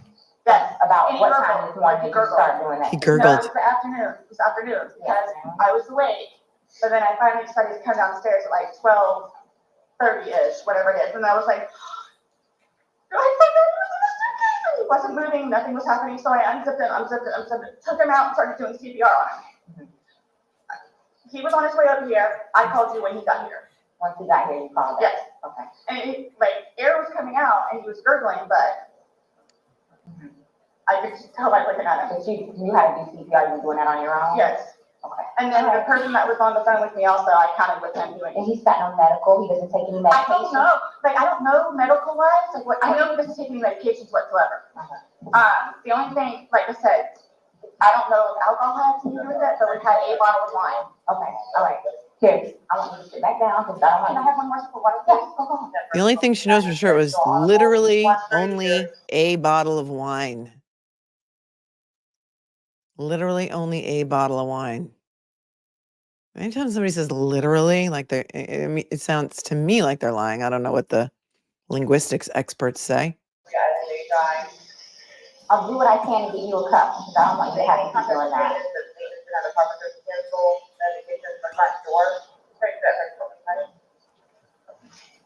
He says air frying her Pop-Tarts. The cups are like right there. Right here, don't talk to the ex-husband right now. I won't. Can I have a cigarette, please? Ma'am, I can't take anything out of the house. It's on the back porch. Nope, all of it. Secure, nope. Okay? I'll try my best to get you what you need, okay? Maybe one of these extra cups. We have a nope emoji. Yeah, sit down and I'll try and get you what you need, okay? Just cut. Okay. Nope. I don't want you on your feet. I don't want you on your feet. She's like, I'm afraid you're going to pass out. Sit down. This must be very hard for you. She's very kind, but firm at the same time. Yes, you put him on the second. He came back in? So there's no fence then? A lot of people putting butter on Pop-Tarts. I never thought about that. She's sitting on the curb. There's a Boston cream Pop-Tart. I was getting ready to call you guys. Yeah.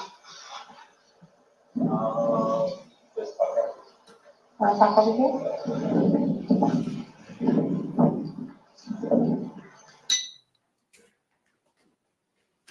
Your Honor, request permission to publish State 6. You may do so. Wow. Sherilyn is telling us that Pop-Tarts were introduced in September of 1964, so I got to grow up with them. She says, I will eat the first one cold, while the second one is toasting. I don't like how they're like packaged in groups of two. Because what if you don't want to eat two? Then you put the one back in that little foil packaging, and it kind of goes, a little bit stale. Please individually wrap the Pop-Tarts. Thank you.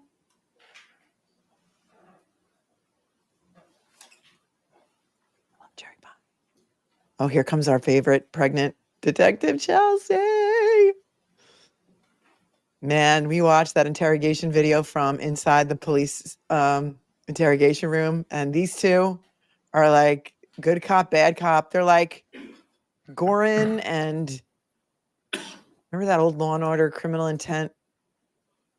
It was Gorin and who was his partner? Gorin's partner. What was her name? I can picture her.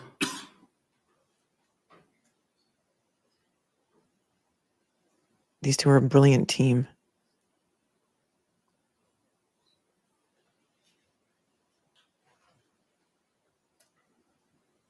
No. Hey, Sarah. You get enough water? No, you want to stay seated. I don't want you getting lightheaded. So remember I said the detectives were going to come out and talk to you and go Ames. from there. Thank you. It was Gorin and Ames. They're here. They're going to ask you a few questions and then go from there, okay? All right. All right, Sarah, my name is Chelsea. My partner Scott. It's my understanding you reside here? Okay, is it just you, okay.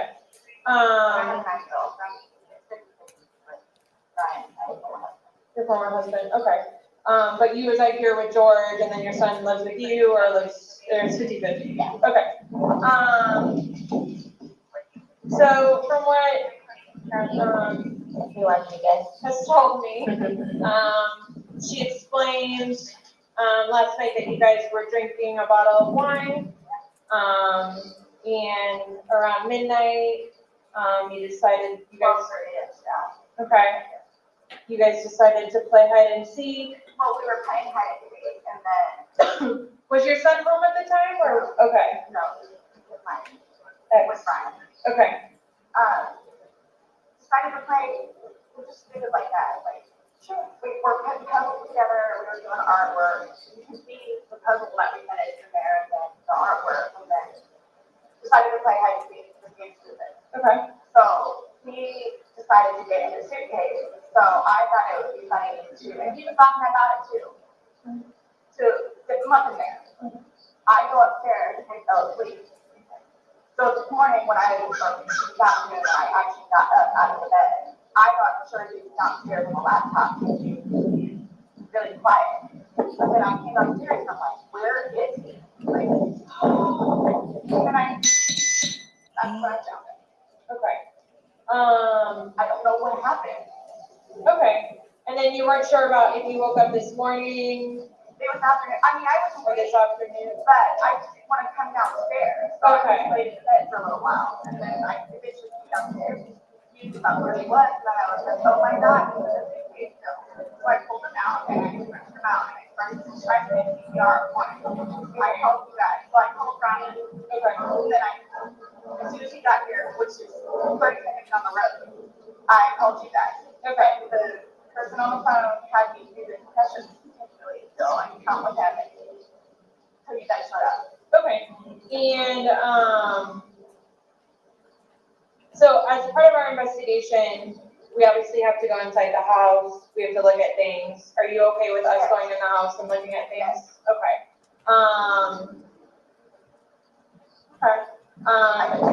And forensics, so we have to have our forensics crime scene investigators come out. Are you also okay with them coming inside, taking photographs and? Okay. Can I ask, is Brian, sorry, George, was he diagnosed with any kind of mental history? Not that I know of.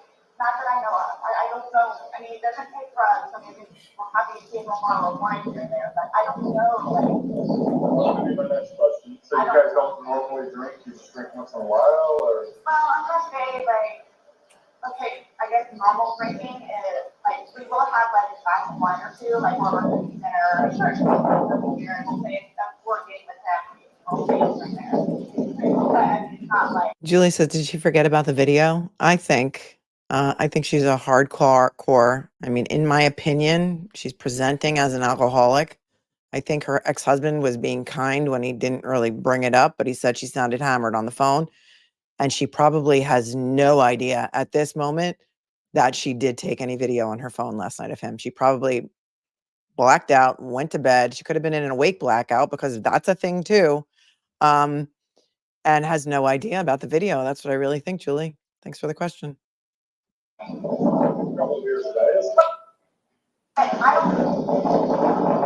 understand though, like, for the little bit that we had, like, not hiding. Like, I don't know if they had a heart attack or a stroke or what happened. I don't know if he had a heart attack or a stroke or maybe, I don't know what happened. She's been with him for 3.5 years. How does she not know if he has any medical conditions? I don't really buy that either. So were you guys together all day yesterday? Okay. Here? Yeah. Like neither of you left the apartment yesterday? I think she rose up to the before to get cigarettes. Okay. But she could walk there. Does he have any history of things? I know he doesn't now, but you said he doesn't, I right? don't know. As far as you've ever known him, you've never seen him? No. I mean, he's from Philadelphia and he grew up in Philadelphia and then he went to Massachusetts and then from Massachusetts he came down here. So I don't really know like a whole lot of like medical history or. How long have you guys been together? Almost 4 years, like 3.5 years. You guys been living here the whole time? Yes. You've never been to the doctor or to the hospital during that time? He and his brother got into a really bad argument at one point and had facial reconstruction. But he has been in the hospital from that. And then I talked him into going to see like a regular physician so he could get just like a regular like checkup thing. Yeah. But there were no red flags. How long ago was that? The surgery or the doctor? Both. The surgery, I think was at this point, what, 2 years maybe, 2.5 years. The checkup was probably a good 2 years too. Okay. And the suitcase is still in there? Yep, always. Is it normally stored down there, or did you guys travel recently? No, he was gonna start picking from, what do you call it? What did she say? Did you guys tangle recently? Hold on. 2 years too. Okay. And the suitcase is still in there? Yep, always. Is it normally stored down there, or did you guys travel recently? Oh, did you travel recently? He was gonna start picking from, what do you call it? Donation in there, so that's why it's out. Yeah. Okay, you guys did recently travel somewhere and going back or? After you zipped them up, did you move the bag around and that's what you or you just zipped it up and walked away and We're laughing about it, but I went upstairs and I fell asleep. Why doesn't anybody believe me? What position was he in when you put it, When we started watching this interrogation video and her demeanor, and I started calling her Veruca Salt because that's what she sounds like. I want to know. I want to know. I want the world. I want the whole world. Remember? Veruca Salt. Name that movie. And the original, please, with Gene Wilder. That's the only version that I will accept as an answer. Veruca Salt. I want it now. That's what she sounds like. Was he sitting on his rear end and his head up and he just kind of No, okay, so like this is the suitcase. Like Right here. So he was laying on his side? Yes. You just closed the flap and zipped it around? Yes. Okay. I think we were cleaning. I understand this, okay. So he said that I needed to tell you guys about his family. Like, who do I talk to about? We're gonna do that once we walk through and see. Yeah, we're We're gonna. not going anywhere, we're I'm gonna just do telling it. you, like, Yeah, it's gonna be a I'm while. afraid for my life. I want you to know that. I am Why afraid is that? for my life. His family has never liked me. I'm the blue-eyed white devil, is what they call me. So they've never liked me. They've never taken me in. They've never accepted me. I'll put it that way. Have you called any of them? We talked to his daughter just today. No, I mean, like, about this. Is that, okay. So no one's gonna know until we will be making that notification, so They're going to it's, kill me. okay, Do well, they live local? Yes, they're down the road. They're going to kill me. His kids are going to kill me in Philadelphia. They're Oh, going this to is when kill she me. starts freaking out about how much his family hates her. So we're going to rewind this a sec. But I want to just admit something, write the date down. Today is October 17th, 18th, sorry, 2024. I was wrong about something. And I was wrong. I thought the original movie from 1971 was Charlie and the Chocolate Factory, but it is not, because Life on Makeup knows that it was called Willy Wonka and the Chocolate Factory. That is the original with Gene Wilder.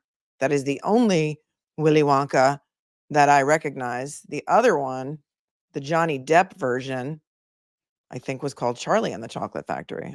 I need to check this out now. IMDb. Yeah, that was the Tim Burton version. That was Charlie and the Chocolate Factory. And that was the 2005 version, the Tim Burton version with Johnny Depp and Freddie Highmore. So congratulations, Life on Makeup, for getting that answer right. Okay, here she's going to start freaking out about how much his family hates her, and they call her the blue-eyed devil or dragon or something like that. Okay.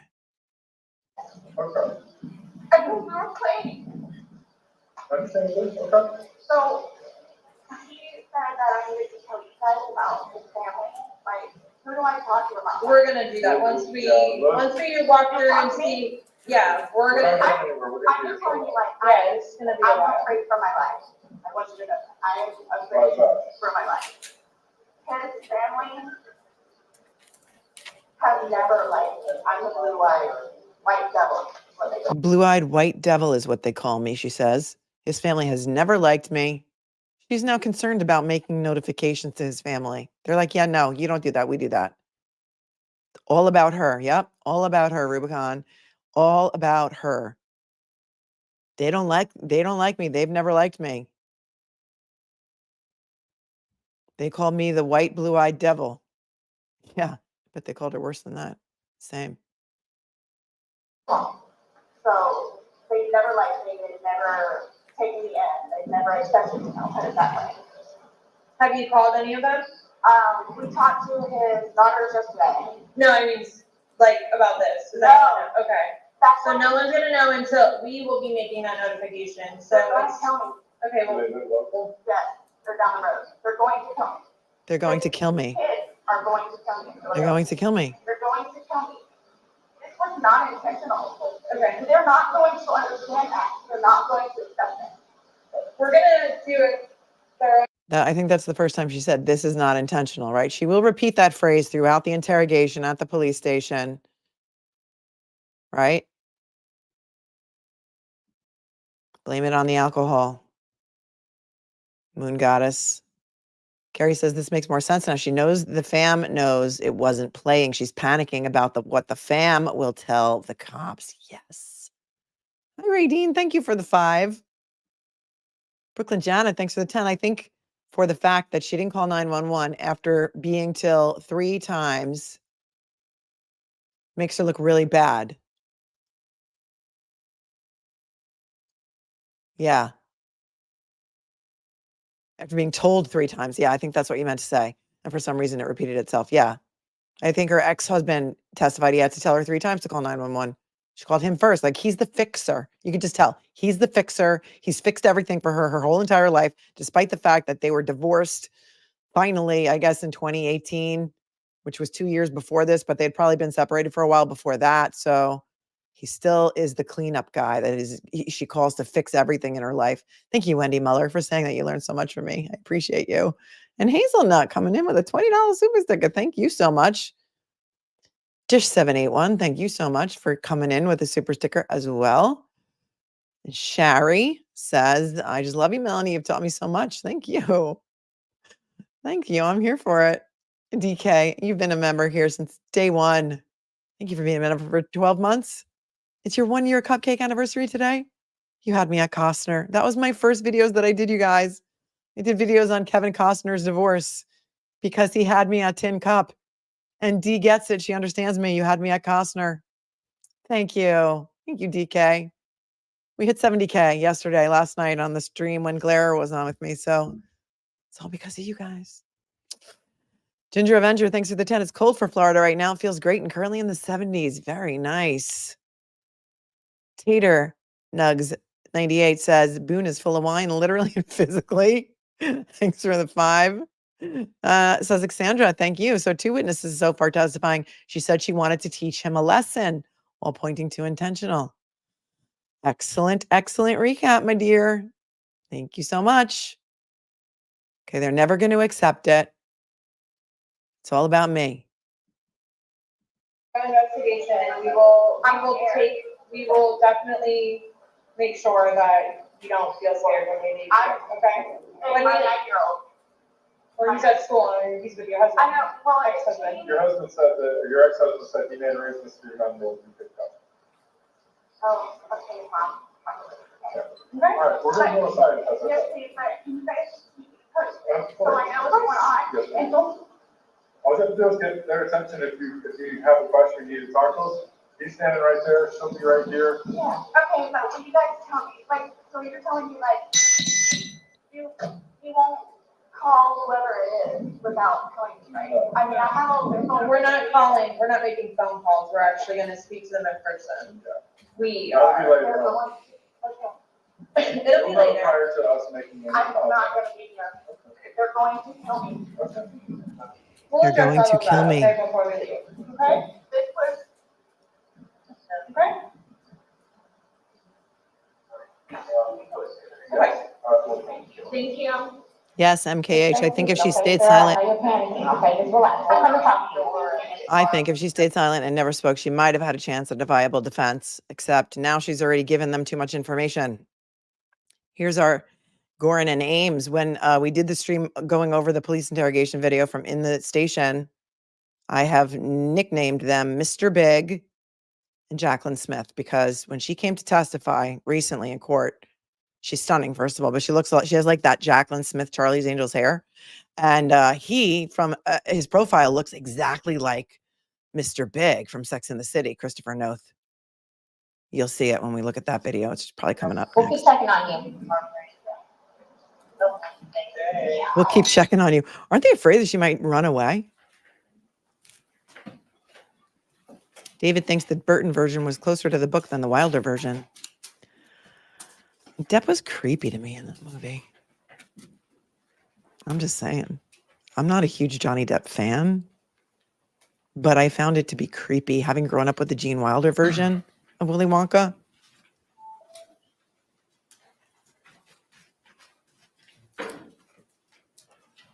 While you were at Thanks, the David. scene, did you also make contact with Brian Boone? Yes, Did you take a statement from him as well? I did. Were all your interactions with the defendant on that day captured on your body-worn camera? Yes.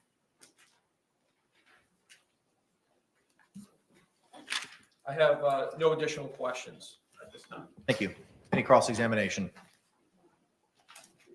No questions, Judge. Is this witness released? Yes, Your Honor. All right. You're released, not subject to recall, ma'am. Thank you. Thank you. Can the parties approach for a moment? Okay, we can FF. We're a little behind.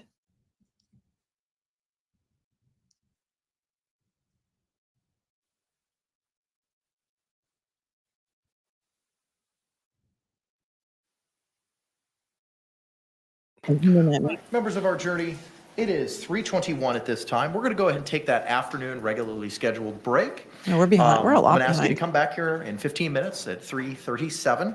Similar instructions that I've given you previously. Please don't just conduct any independent investigation. I'm good. We can have a whole bunch. Love when that happens. Love this for us. We talk, we chat, I commentate sometimes. Sometimes we talk about Pop-Tarts. This is like, we can get, and you'll notice if you're new here that this chat, first of all, is the funniest chat on YouTube. But second of all, we can carry on like 5 different threads of a conversation in the chat at a time, and everyone knows what the other chatters are talking about. It's fascinating. It's really fascinating. Do you know that Gene Wilder was married to Gilda Radner from SNL? Imagine. I would love to have been a fly on the wall in their house. Like they just must have been laughing all the time. Oh, here they are, unlinking that chain belt again. I'm telling you, I'm breaking that chain belt out of my closet. I have a silver one and a gold one. It's going to come back. It's going to be the Sarah Boone belt.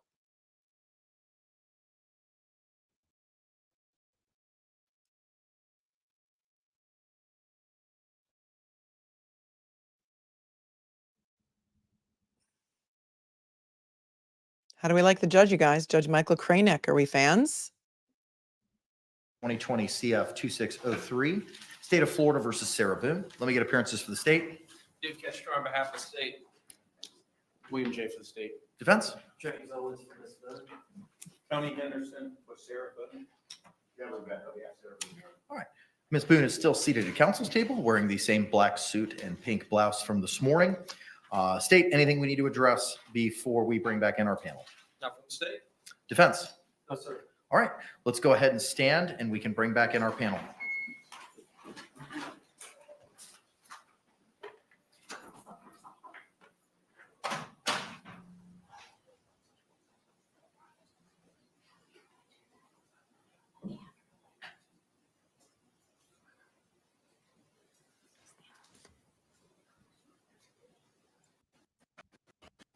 Instructions during our last break.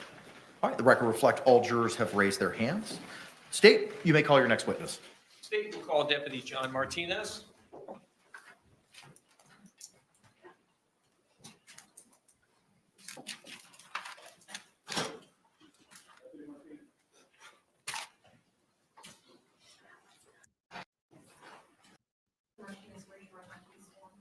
Uh-oh, another bald state trooper might freak me out. Sir, good afternoon. Can you state and spell your name for the record for us? Deputy John Martinez, Johnmartinez. Thanks, sir. You may be seated. Thank you. I'm having PTSD.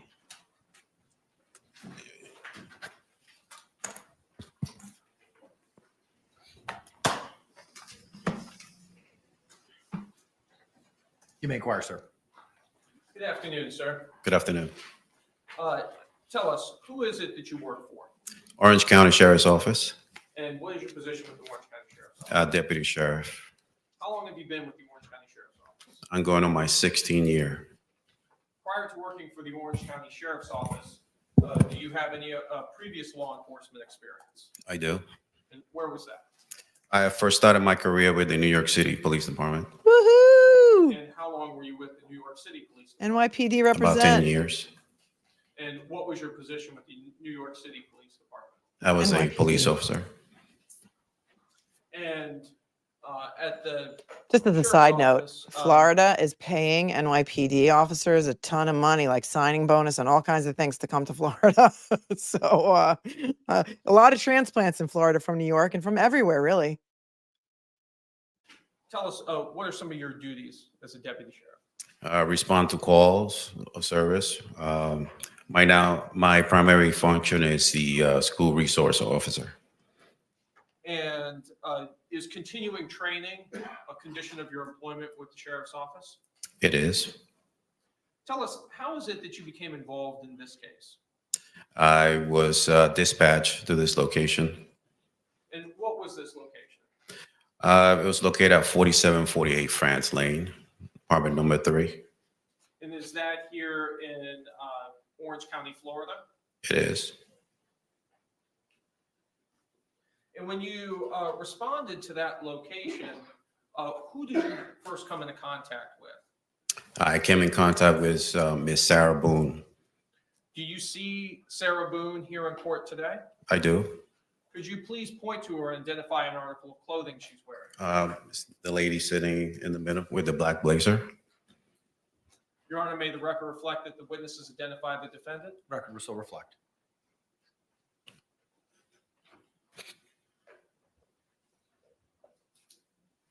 During the time that you were on the scene, did you have a body-worn camera?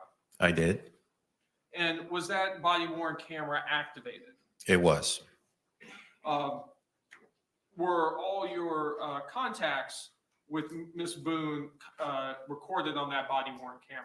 It was. Were other deputies also on the scene at that time?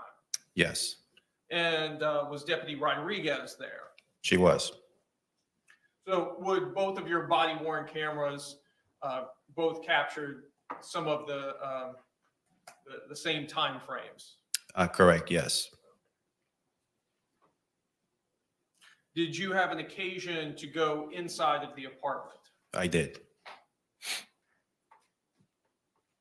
And inside of the apartment, what observations did you make? When I first entered the apartment, I noticed a Hispanic male laying on his back in looks like a small nook dining area. Later identified Mr. Jorge Torres.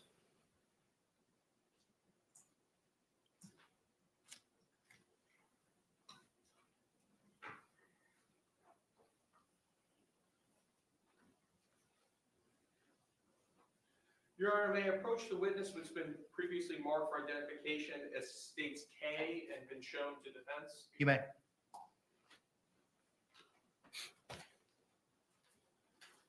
Sir, I'm showing you it's been marked for identification as states K. Do you recognize that disc? I do. And tell us, what is that disc? Is a copy of my body-worn camera. And does this body-worn camera fairly and accurately depict the a portion of the events that took place on February 24th, 2020? It does. And are those your initials on the disc? Yes, they are. Your Honor, at this time, I'd like to move what's previously been marked for identification as states K into evidence. Any objections? No objection. What was pre-marked as states K will be received into evidence without objection as state 7. Your Honor, request permission to publish. You may. Madam Clerk, can you dim the lights? Can you dim the lights for ambiance?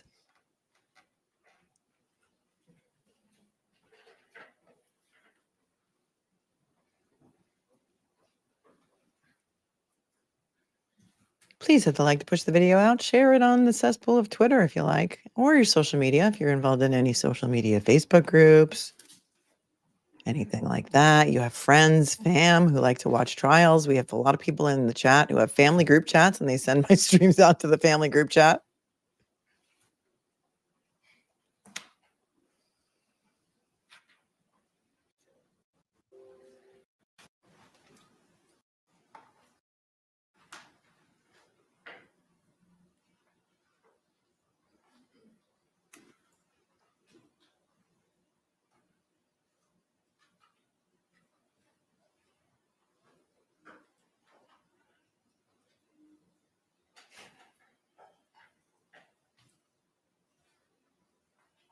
No audio, so.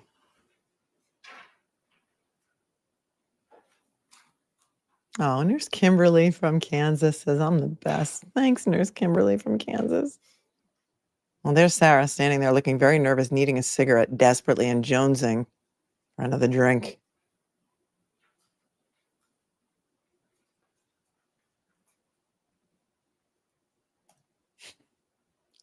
Conehead derangement syndrome says, Yuri's math teacher.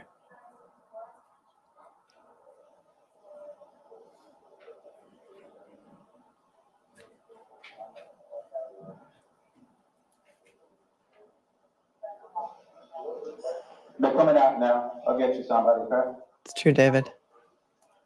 Willy Wonka was a creepy character. She wants to say something. She wants to call, come on. Not as creepy as the child catcher in Chitty Chitty Bang Bang, however. Children. Don't know anything though, like why or how? So that we will not know the answer to that because we're not. So we're gonna go to the office and they'll have what's called an autopsy. Yeah. That'll be first thing tomorrow morning. I'll know a lot, hopefully a lot more tomorrow morning as far as him. But I cannot, there's no way I could say how, why.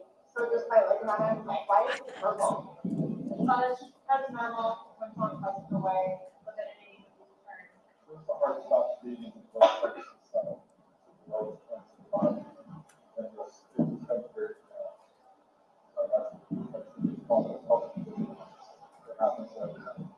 I'm like really scared. I want you guys to know that. I'm really scared. I want you guys to know that. Yeah, we can sense the fear in your voice. I'm quite really scared. I want you guys to know that.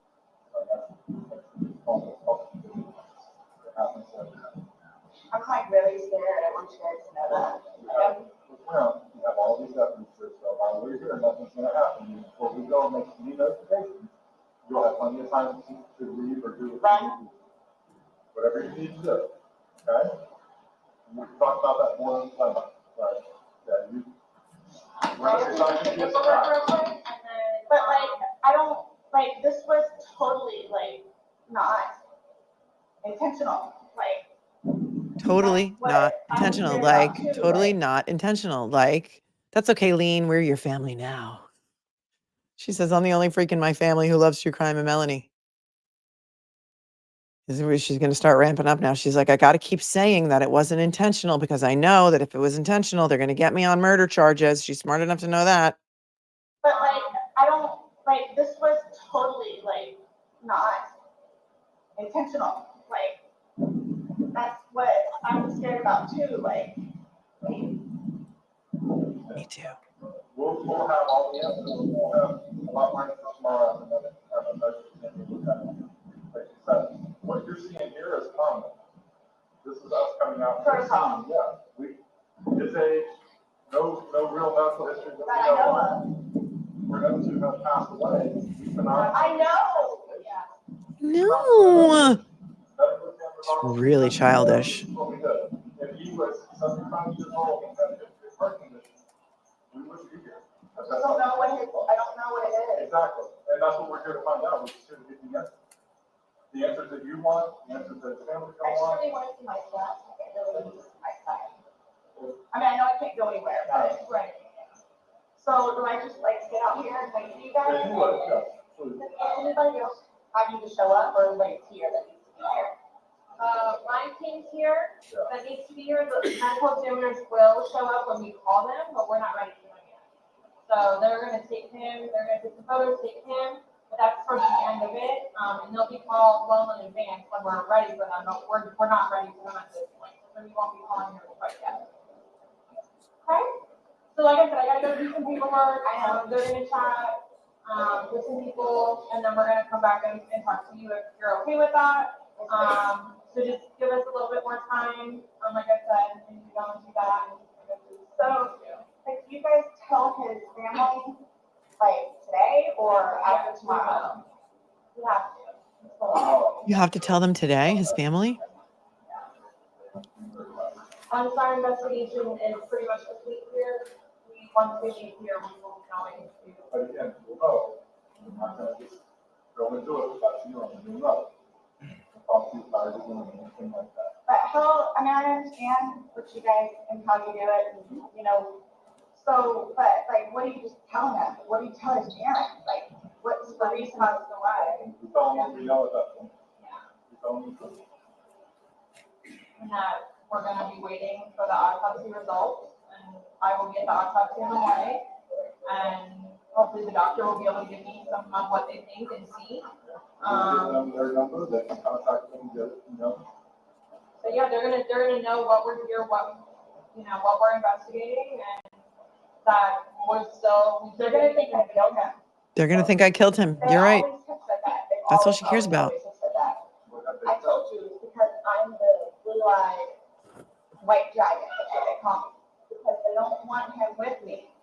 So he's basically just not really been around his family because he. The white dragon. Here she's going to make all sorts of excuses for the relationship between herself and his family. This is just weird. Like her biggest concern right now is what they are going to tell his family because they hate her. They call her the blue-eyed white dragon or devil, right? She keeps changing that too. She said devil and now she says dragon. Which is it?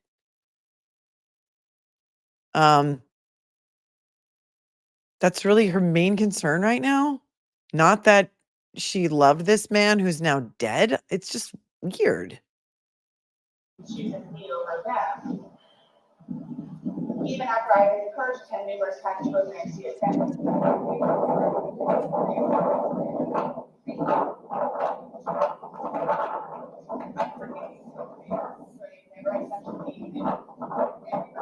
Wendy, Sinbad, please tell me you do not live in Massachusetts. He had to pull her off one time. Do you have somewhere safe that you can go tonight?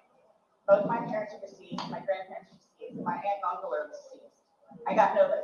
I have a brother. She has no that's in the family. Marines, Yeah. and I've got another one that's It is in sad. jail. Unless you run it as Marine local, no. I have one brother that's in the Marines and one brother that's in jail. I have nobody. I mean, that's sad. But if she has nobody, then she should really, really be sad that George is dead right now. She had to call her ex-husband the fixer. Brian Boone, another Brian. In Altamont, but I think he's doing whatever Marine he's doing. But the only way. Your phone's inside, correct? Yeah. Does he have a phone? No, he does not. He uses my phone. He uses your. Yeah, we okay, the share one. So the only place I could go is over to Brian's house. So I don't think we'll have a problem with it. So, well, like I said, we're not gonna leave here. If you do not feel safe, you're not gonna leave here if you're not feeling safe. And then we're like, and then so I'm in Philadelphia. Well, she's in Philadelphia because there's gonna be a funeral, right? That you're talking like days and no, I'm talking right here, right now. So let me do my investigation. Let me go do this paperwork that I'm talking about because we can go back and forth about what it's like all day long. I know. So I promise we're not gonna leave here for you and you not feel safe. Right? I agree. Please. I mean, I don't think she intended to kill him. She did want to teach him a lesson, but Just take a seat, have some water, give us a few minutes, let us do our thing, and we'll be back to talk to you, I promise, okay? Good. Thank you. Yeah. Thank you. Well, yeah, okay.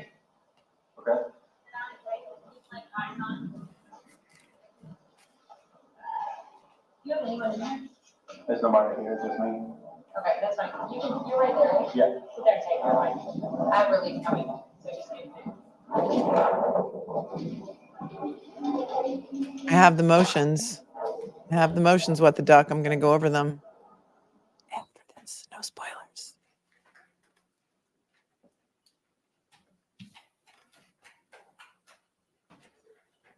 No spoilers. No remorse, no sadness. I don't think she's sober. You think she's sobered up and realizing the sobering consequences of her actions? I don't know. Thank you. Any She said she was still cross-examination? drunk. No, sir. Can this witness be released? Yes, Your Honor. Yes. Thank you, sir. You're released, not subject to recall. Thank you. Thank you.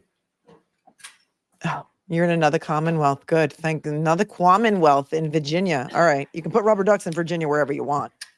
They can State, you may probably call your even next say witness. FKR on them. Melissa Ruffgarden.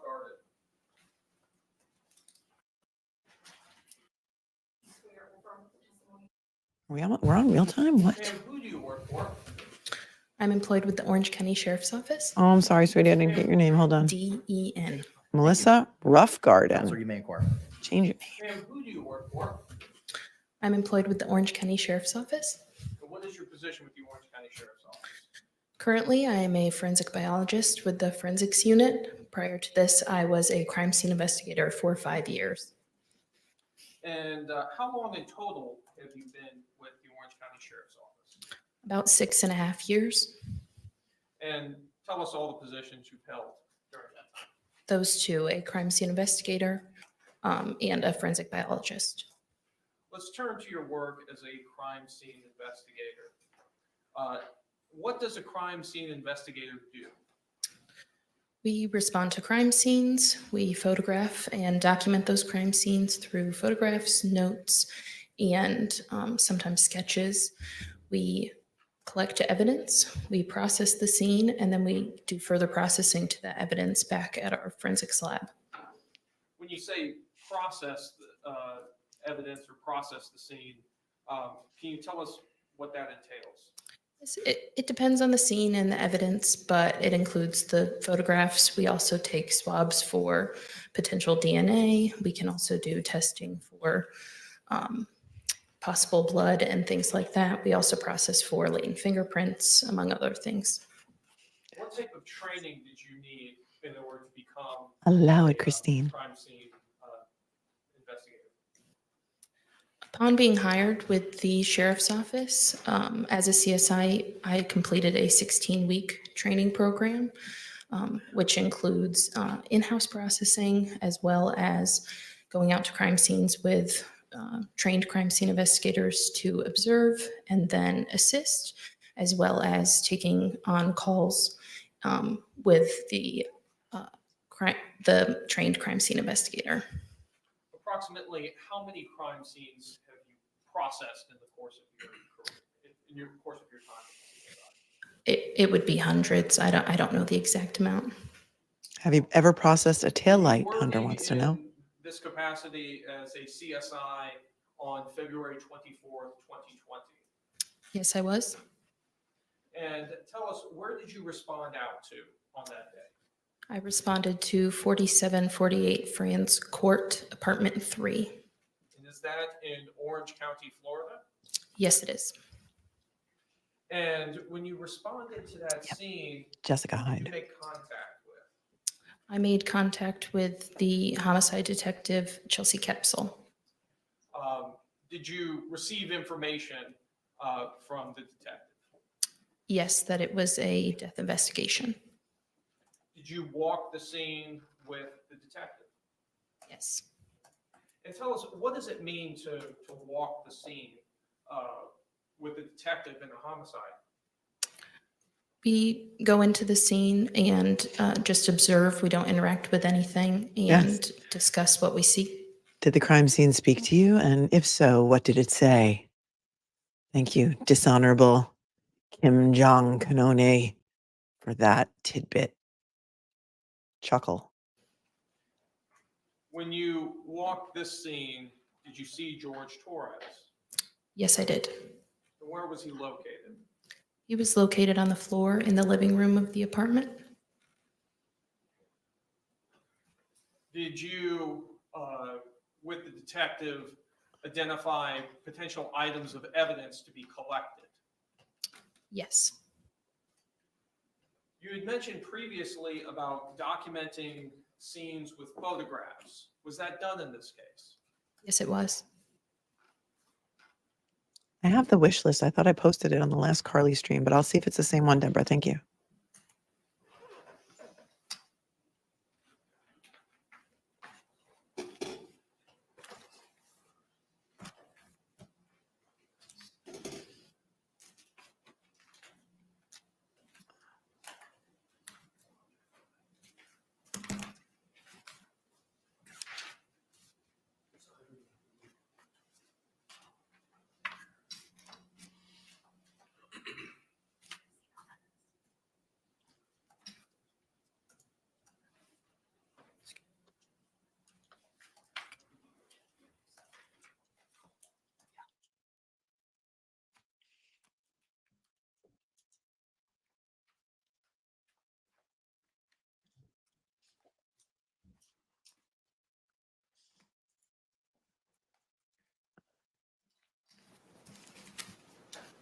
Your Honor, may I approach the witness who's been marked for identification as states M and been shown to defense? You may.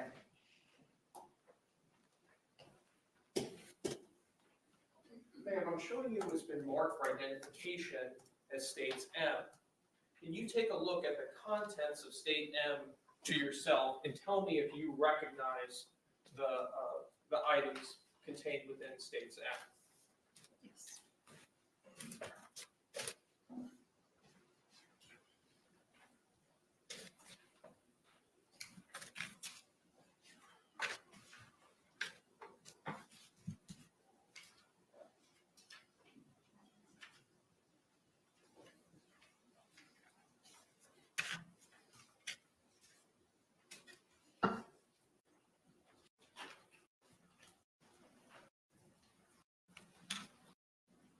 recognize the contents of States M? Yes, I do. Tell us, what is the contents of State M? They are photographs I took on the crime scene. Do they fairly and accurately represent how that crime scene appeared on February 24th, 2020? Yes, they do. Your Honor, at this time, I'd like to move what's previously been marked for identification as States M into evidence. How many photographs are there? Do you have a total? 111. No objection. All right. What was pre-marked as States M will be received into evidence without objection as States 8.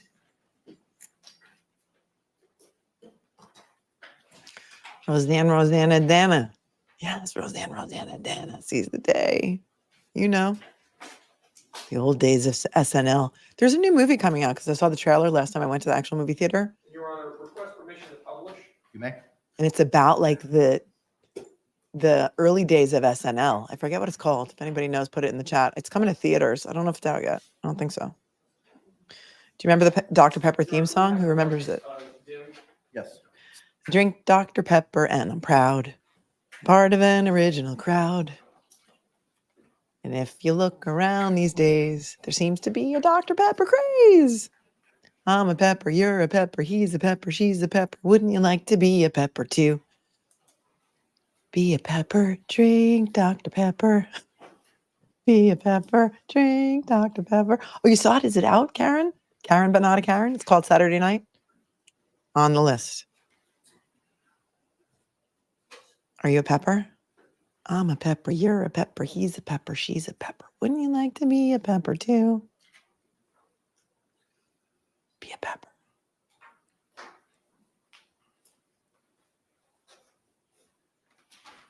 In a world of Sarahs, be a pepper. And I'm first going to publish to you. Thanks, Gigi. Did you see it? Picture. Now they got like Mr. Pibb. Photo number 4. It's supposed to be like the fake Dr. Pepper. I mean, This is the front door to the residence. not like now they just invented Mr. Pibb. Mr. Pibb's been around for a long time, but it's not the same as Dr. Pepper. Just like Coke and Diet Pepsi, no comparison at all. Diet Pepsi is gross. I don't really drink soda at all, but there is definitely a difference between Diet Coke and Diet Pepsi. But we digress.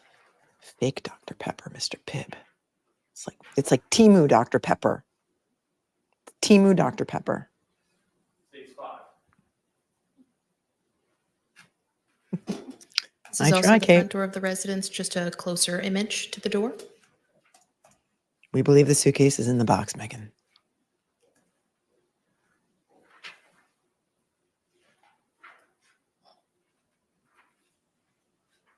We're all wondering why she didn't take the plea deal, Slisha.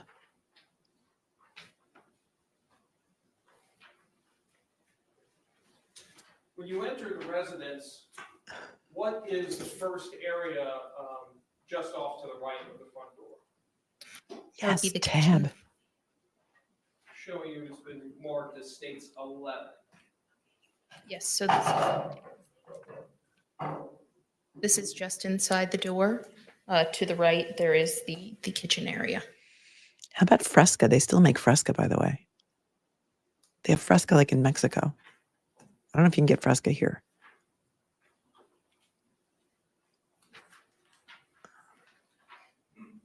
Showing you States 14. Yes. What is this a photo of? So this is the counter with the sink in the kitchen.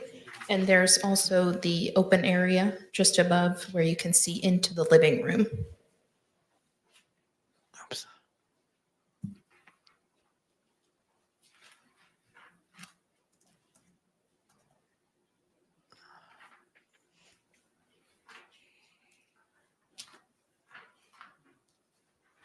You can get Fresca?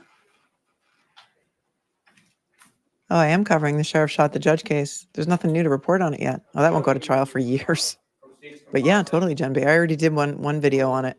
19. Yes. What is this? This is a hutch inside the kitchen. You can see in the background, that is where that first photo of the kitchen was taken. So that's the entryway. And then this is the hutch, and there is a cell phone on the hutch in the kitchen.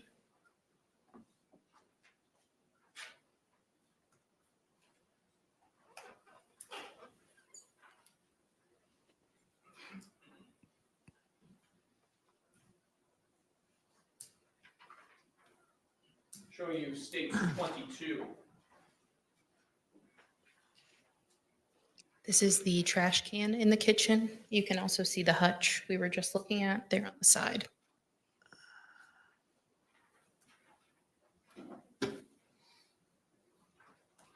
RC Cola is gross, petty paralegal. Sorry. This is the contents of the trash can. You can see 2 wine bottles on the top of the trash. Okay, they're not just wine bottles, they're like magnums. Wait, look, those are big bottles. Those are like, that's like a double, right? AKA a magnum. It's 2 bottles and 2 regular sized bottles of wine in 1 bottle, yeah? Can as well. Yes.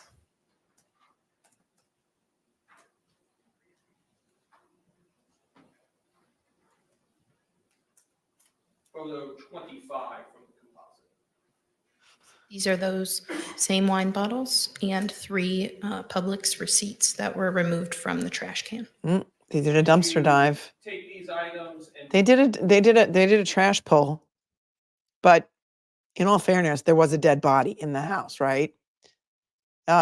Compare and contrast this to Canton, where they did a trash pull at a man's house because they suspected that he was putting rubber duckies around town with hurtful stickers on the bottom.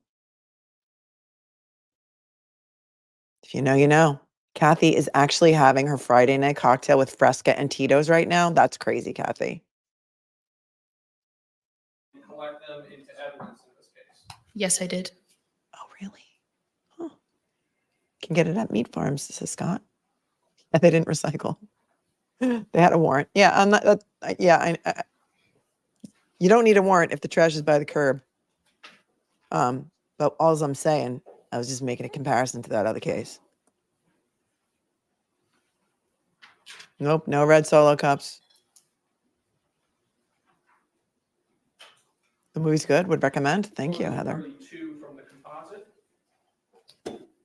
Yes, this is just in further into that entryway.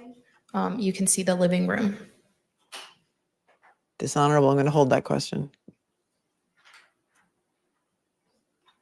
Totally should have gone wine box, more environmentally friendly, and probably maybe even better quality than the Woodbridge Chardonnay. Ugh. Photo 35 from the composite. Oh, I'm sorry.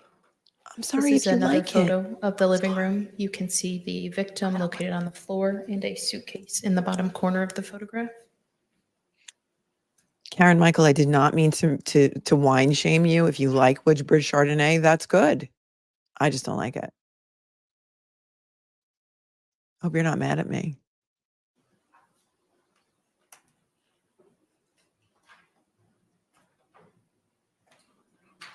That's Photo right. 36. That's right. This is another photograph in the living room. This is that wall we saw in the kitchen there with the opening. You can also see a wooden baseball bat leaning against the wall. Was that baseball bat collected into evidence in this case? Yes, it was.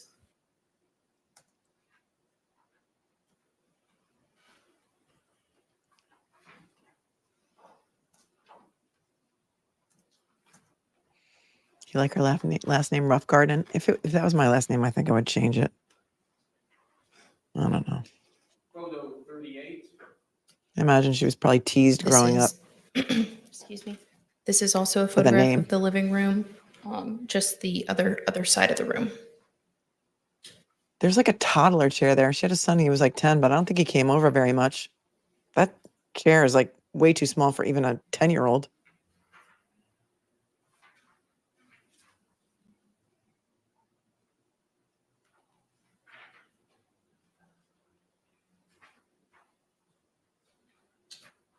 Raspberry vodka with ginger ale. That sounds good. Yes. This photograph was taken in the living room. You can see the stairs leading to the second floor. Do you know that vanilla vodka and ginger ale taste like cream soda? Pro tip. Really does. But raspberry soda vodka with ginger ale sounds good.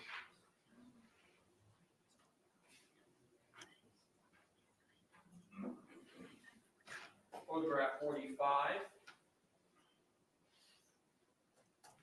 This She's is a an photograph outstanding of the mother to living her room son. just Did she from say the that? other side of the room. You can see the front door in the middle back of the photo.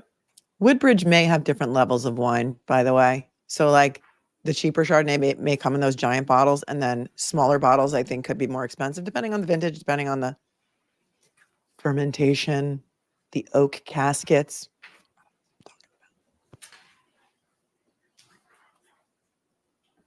Photo 49 from the composite. This is a more close-up photograph of the suitcase. Right. Thank you, Sandra. We couldn't see the photos with the body, and I'm glad that we did not.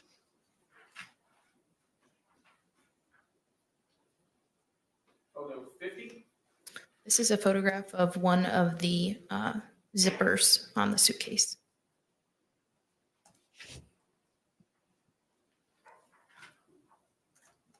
Photograph 51.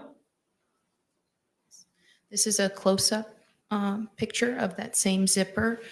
There is no zipper pull on it. It appeared to be a small wire of some sort, the pink wrapped around It's a paper the clip. zipper.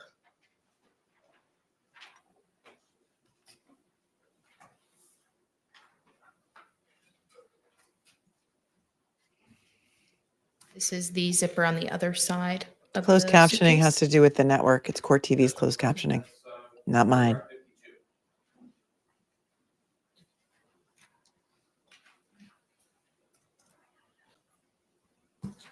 States 53 from this composite. The close-up image of that same zipper. There is also no zipper pull.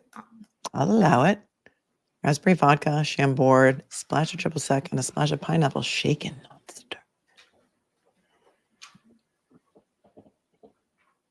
Photo 54 from the composite. This is the contents of the suitcase after just lifting the lid.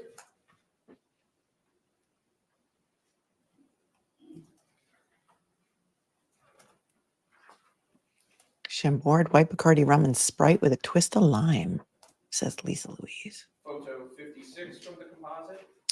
More of a close-up image of the items. There were miscellaneous papers and paperwork, some clothing items, and apparent blood inside the suitcase. Apparent blood. She didn't say apparent reddish brown stains. What apparent blood was inside the suitcase? It was observed on the white cap and a necktie, and there was also visible blood just on the interior of the suitcase. There's blood inside the suitcase. Photo 57 from the composite. The contents of the suitcase, but you can see the white cap more clearly and the blood observed on it. Oh, they're not showing us these. Thank you.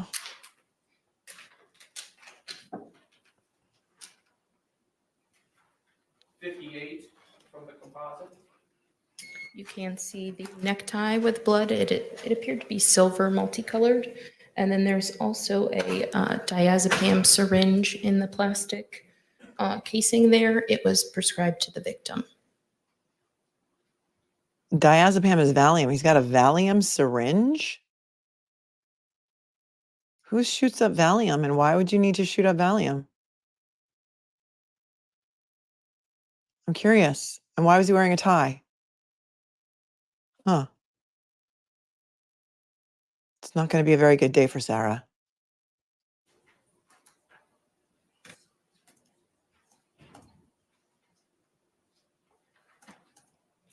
Prescription diazepam, which is Valium, syringes. For seizures? Is it for alcohol withdrawal maybe too? I don't know. That is the miscellaneous papers and paperwork that was removed from the suitcase.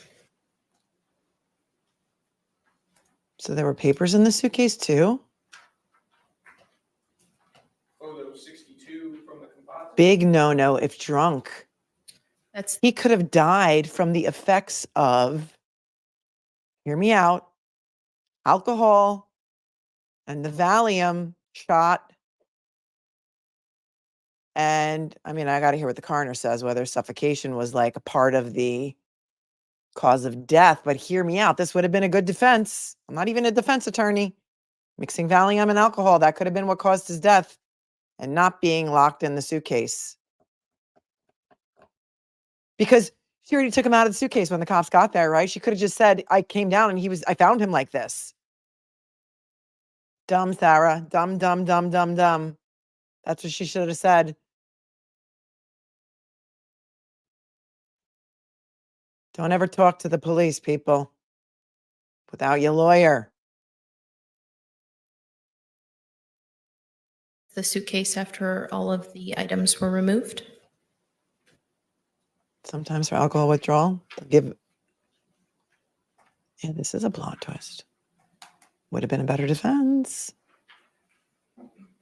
Photo 64. George was only about 5'2" and 100 pounds. That is, I- it appeared to be some like small pieces of paper that appeared to be soaked with blood. Is this inside of the suitcase? Yes. Where is he bleeding from? Hear me out. If he suffocates, right? Why would there be blood? Is there blood because she hit him with the bat and that caused him to bleed, right? Because if you die of suffocation, let's say, you wouldn't necessarily bleed, would you? The ME said positional asphyxia, that he suffocated because of the way he was positioned, says Doc DJB. He had a cut lip. Papers in the suitcase. This is new to me. But again, I didn't cover ad nauseum the pretrial on this. So I know some of you guys have been following this case for 4 years, almost 5 years. Blood from hitting with a bat and throwing the suitcase down the stairs. Okay, that makes sense. Is the baseball bat that was leaning against the wall in the living room. Head wounds do bleed a lot, Julie. Hence, where was all the blood from the head wound that Officer John O'Keefe sustained? Photo 68 from the composite. Blood. This is back to the stairs to the second floor in the living room. And this is the wall that abuts the neighbor's house, New Jersey boy Vincent, and our other favorite witness, whose name escapes me at the moment. Brandon? Let's go, Brandon.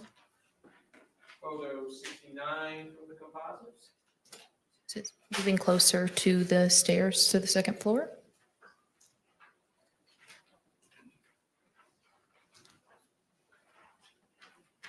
Photo 70 from the composite. Photographing more of the staircase.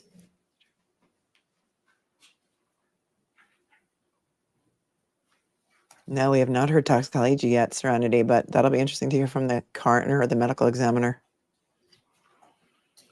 These are the steps leading to the second floor before I proceed up to the second floor.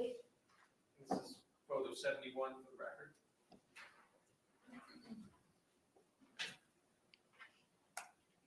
Photo 72 from the composite. Me. Playing dress up and hide and Portion of seek. the stairs leading to the second floor. It's really funny. Do not laugh. This is funny. Allie's father taught her How well. many bedrooms were on the second floor of the unit? There were 2 bedrooms.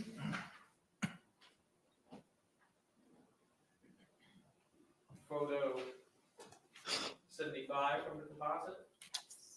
Always have a lawyer if This you're is the talking. hallway. You can see a closet in the hallway and then the door to one of the bedrooms. Anything you say can and will be This held appears to be a child's room. Yes, it did. syringe without a needle and you insert it into the rectum and squeeze the mess out. What? Did he have seizures rainy day? Photo 79 from the composite. This is a photograph within the child's bedroom.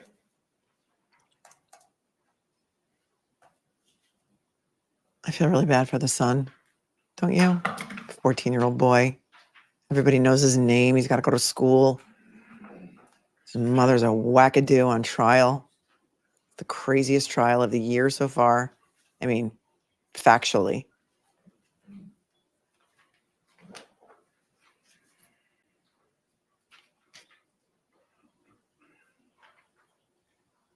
Photo 86 from the composite. This is the door leading to the other bedroom upstairs.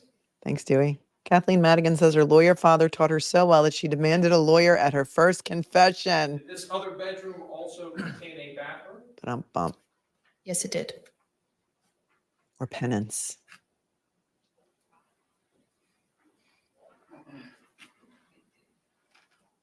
Scott, if you ever did get in a suitcase, I would have to take your wrench away. I'm just saying. And don't tell me, please take it away. This is the bed within that bedroom.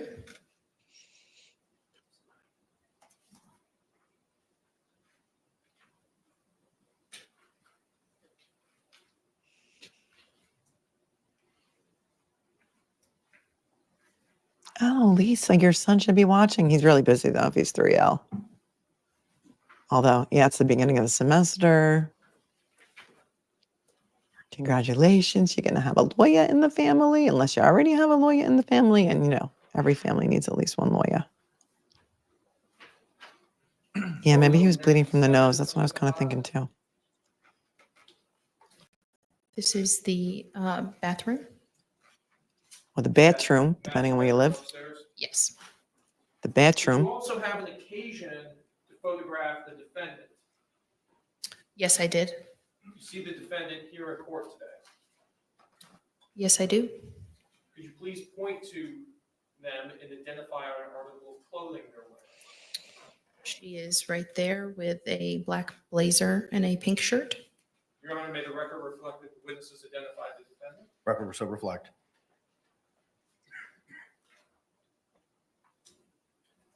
Showing you photo 98 from the composite. This is the photograph I took of the defendant. Why is it that you are photographing the defendant at this point? I Wait, collected. let's freeze on that photo of Sarah. Hold on. This is the photograph I took of the defendant. Okay, so she took a photograph of her. She's this crime scene tech who's photographing the scene. No blood on her anywhere. Do you see any blood on her anywhere? Which is interesting because there was blood inside the suitcase. She could have had a defense that she came down and found him that way on the floor because, listen, Rainy Day says, I'm a nurse. I've used this medicine before. They would never prescribe a diazepam syringe for anything other than seizures. She claims to know nothing about his medical history. Why did he have diazepam syringes? She could have said he had a seizure. He must have fallen and cracked his head open after he got himself out of the suitcase after we were done playing hide and go seek. I woke up. I didn't know. I thought he was just downstairs making coffee for me because I'm the queen. And he had a seizure and he must have died. I had no idea. Stupid. Why is it that you are photographing the defendant at this point? I collected her buccal swabs, which is a DNA standard from the inside of the mouth. And it is part of our procedure to photograph that person for identification purposes. Whack a troll, I call it, Kimmy. And I did make an emoji for that. I made a little troll emoji from the carry case because we had so many trolls. Whack a troll. That was the game we played. Here it is. Yes, I did. Does it look like a troll? Not really, but it's the best I could do under the circumstances. Photograph 101 from State's composite. This is a photograph of her hands facing upward.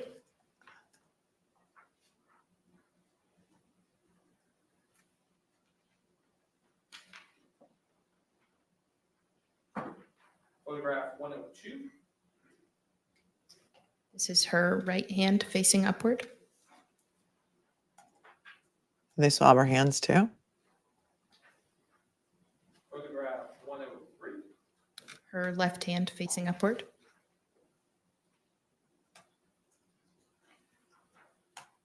Photograph 104.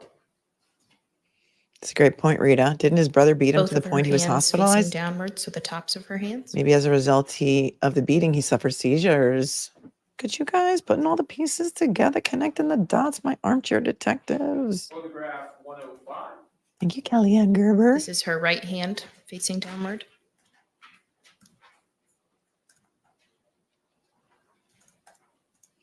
Shout out to Tater Nugs, 106. True Crime Auntie, And her who's left watching hand the stream facing with me right now. Here she says, love getting sucked into these crazy cases with ya. Hi, Auntie. Thanks to the 5, Tater Nugs. Photograph 107. She is Veruca Salt David, you know. This would be of her right arm. Yannetti and Jackson corruption crushers. Her left arm. Oh, and here's Auntie. Shout out to my niece, Tate Nugs 98, for putting up with my crazy true crime addiction. Enjoy the company. You watch my trials, I'll watch your Her anime. right arm with it facing upward. And look at Auntie. Look at Auntie's screen name. Yannetti and Jackson corruption crushers. You're watching the Karen retrial case with me, right? Do you live in Left Canton? arm with her arm. Do you and your niece live in Canton? During the time you were Loving this interacting for you with the guys right defendant, now. did she ever indicate to Family you watch. that she had any injuries? No. Della, you don't need to give anything. It's always appreciated, never expected. But please, no apology necessary. Just your presence is my present, Della. By the way, drink Cabernet. Red grapes is healthier. Thanks, Wonder Woman. Oh, thank you, You Della. had previously testified that you also collected physical items of evidence from the home as well in this case. Yes, I did. Usually I don't talk over the stream, but we can't hear them anyways. She probably took his diazepam, says Julie. No drugs in his system in the toxicology Northwest? Your Honor, may I approach the witness what's been marked for identification as state C and been shown to defense? You may. The retrial? You mean the re-persecution, Rooster? Oh, they're still there. Mass Mafia was one of the worst. Ma'am, I'm assuming it was She been might marked be for in identification as state C. Can you take a look at that package for me?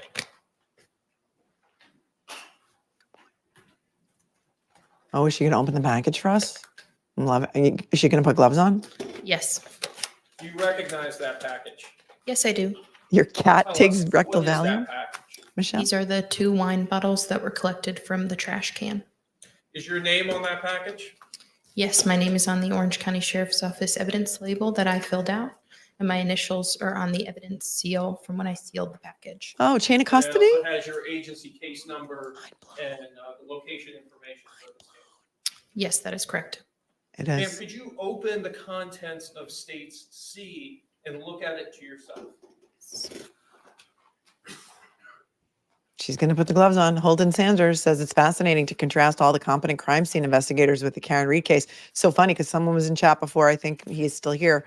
And he said, why are you all so like amazed that all these people do their jobs? Why are you like giving them props for things that they should just automatically do? And I said, did you watch the Karen Reed trial by any chance? So yeah, I know.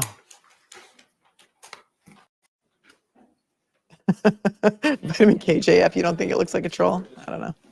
How the view It's the from best I could do under the circumstances. Thank you, Charlene, for your Cash App. You're amazing.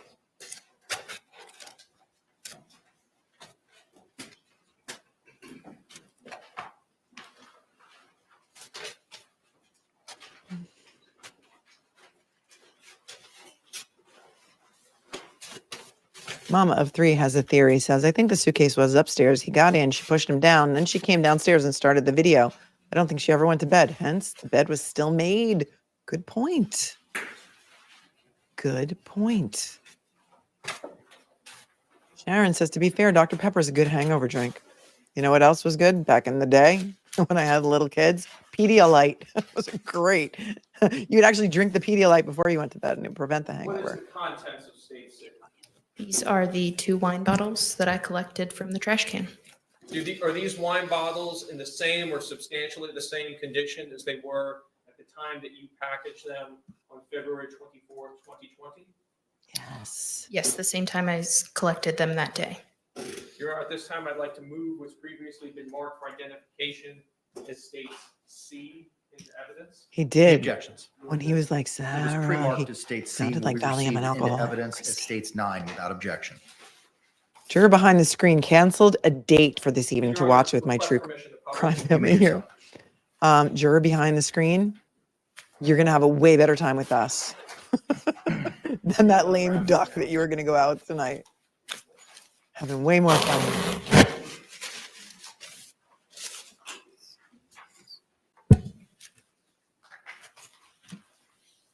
Mrs. Liberty thinks she should get life because the video of him in the suitcase and the police interrogation speak for themselves. Whoever didn't get any blood on him or herself any of the times that they did CPR.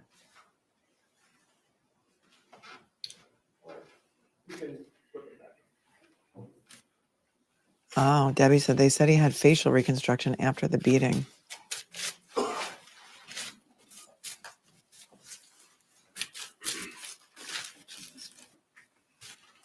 Alpha She-Wolf, do you know a lot about TBIs? Because I got a question about Toralina May Fields out of Kentucky. I did a show on her the other day. She was casting spells, and then she allegedly is accused of chopping up her mom and then cooking her in the oven and taking out all of her organs and leaving them on a mattress. Turns out she had been in a bad motorcycle accident recently in California, just moves back to Kentucky. Hang on. Sartorial splendor. This is sartorial. This is fashion daddy right here. Come on, my friends. Look at this. He's going to, as he walks over, this is GQDA daddy. I mean, this, we haven't seen anything like this since John Ray. If you know, you know. There's a picture of me and John Ray in my opening video. Look at this. Watch and learn. As he turns, he's going to unbutton and look at that vest. Oh, he didn't unbutton, but it's like a crossover vest. What trial was it that we were watching where we were so enthralled with the tie knot of a witness that we looked it up and learned how to tie that tie? Tell me the name of the knot and what witness was wearing that tie and what trial that was, because I'm conflating everything right now. From the living room. Yes, I did. I think Toralina May Fields maybe had a TBI that led her to be incredibly violent. It can cause personality changes. Your Honor, may approach the witness who has been previously marked for identification as states B and shown to defense. States B for bat. It was not a Windsor knot, no. Ma'am, I'm showing you it's been marked for identification as states B. Can you take a look at this item?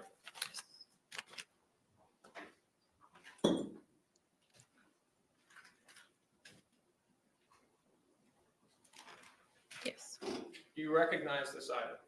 Yes, I do. This is the wooden baseball bat I collected from the living room. Does this item have your name on it? Yes, it has my name on the Orange County Sheriff's Office evidence label that I filled out, as well as my initials on the evidence seal. It also has your initials and your agency case number as well. Yes, it does. Ma'am, could you open states B and look at the contents of it to yourself without displaying it to the court? Yes.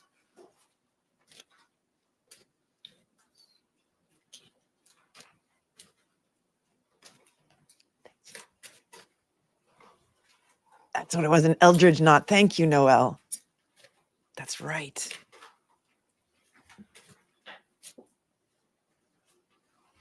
I think it was in the Telus trial. I don't remember who, and I'm sorry that we did not look at the crime scene photos more carefully. Somebody said, I think it was Cindy said, the shelves at the bottom were not disturbed and therefore he couldn't have gone down the stairs. Not sure about the vest, but a light beige suit is a lovely fashion statement for the summer. He's in Florida, so it's hot. I mean, he needs to stay cool. And he looks cool. But the vest is what's interesting to me because it doesn't look like it has buttons in the front. It looks like some sort of like crossover vest. It's very Gilded Age, let's say. Do you guys watch Gilded Age? It really wasn't a balloon knot. Oh, Pilgrim Shadow. You didn't. Oh, no, you didn't.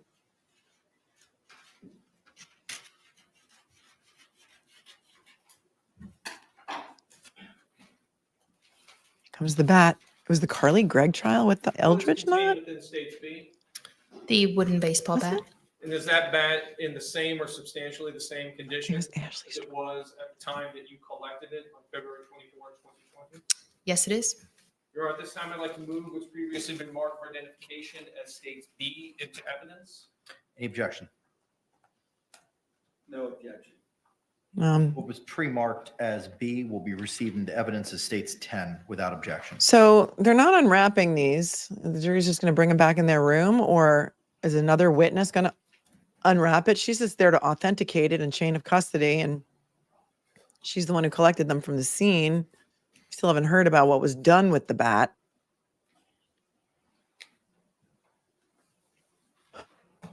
It was the Carly Gregg trial. Somebody in Mississippi was wearing an Eldridge knot. Who was it? Was it an expert? One of the detectives? Your Honor, request permission to publish. You may. A waistcoat. Oh, they are going to publish it. They're going to open it up and we're going to see the bat. Is there blood on the bat?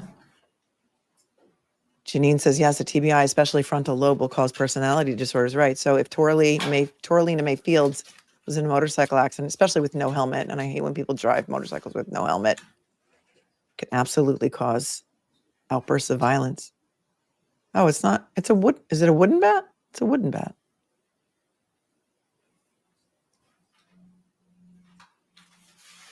It was Ashley Benefield's trial. DK is positive. Yeah, the Eldridge knot is beautiful. Thanks, Susie Cupcake. We were fascinated. You also had an occasion to collect the suitcase as well in this case. Yes, I did. Prior to placing the suitcase into evidence, did you process it? I took measurements of the suitcase. What are the measurements of the suitcase?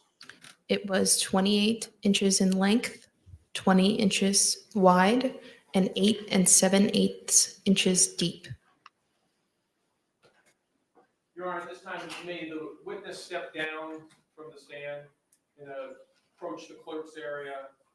They're going to do the unboxing. Yes. The unboxing of the suitcase. Come back to the screen if you're walking around, cleaning, working. Everyone's wondering how he could fit in the suitcase. We're going to see. Telus trial? You think it was the Telus trial? Ma'am, I'm showing you what's been marked for identification as States A. Tell me, do you recognize this item? Tell us, what is this item? This is the suitcase I collected from the living room. And how is it that you know that this is a suitcase you collected from the living room?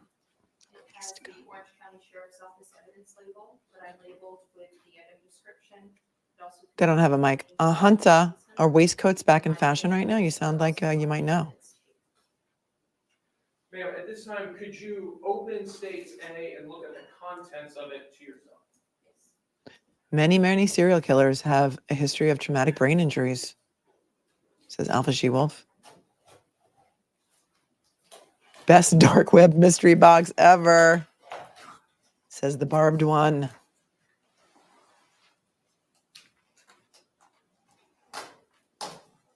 This trial is moving at a rapid pace.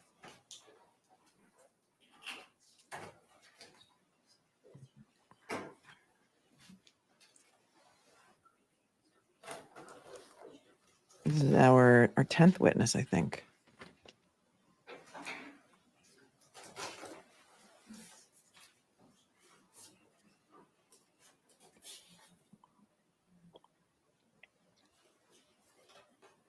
What is inside of States A? This is the suitcase I collected from the living room. And does it appear to be in the same or substantially the same condition as the time that you collected it and placed it into evidence? Okay. Your Honor, at this time, I'd like to move what's been marked for identification as States A into evidence. Any objections? No objection. What was pre-marked as A will be received into evidence without objection as States 11. You guys, I think Carly's Your Honor, at this grandparents might time, come on the I show ask next for week with permission Bridget to Todd and me. publish States A to the jury. What do you may. think? We're picking a date for that. It's a dramatic unboxing. Oh boy. let's take it back a second. It's like deal or no deal. You want what's in the curtain or want what's in the box? It's actually a pretty big suitcase. I think a little man could fold himself up in there. Can you open the inside of it?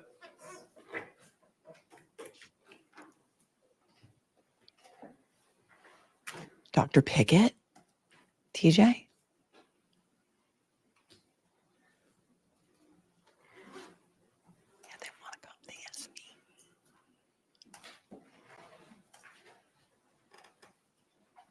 She's going to open it. I mean, like she's opening it. Well, I mean, maybe we could get a better camera angle, guys. Realize you have a huge international audience. I mean, it's not her fault. They should have had a mark on the floor to put made out of gaffer tape. Yeah, we can't. Can you show it to the camera? I know the jury is more important than us, but still. It's a fairly decent sized suitcase. Do you think that he could have fit in there?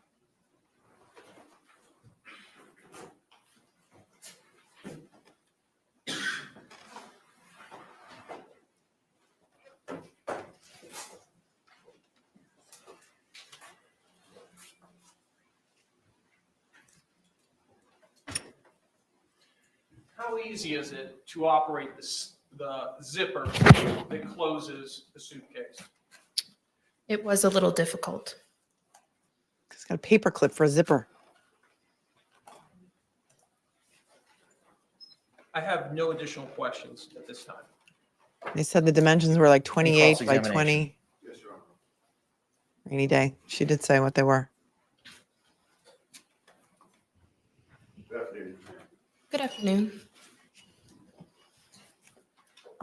Are you also Cross. referred to as a medical examiner investigator as opposed to just crime scene investigator?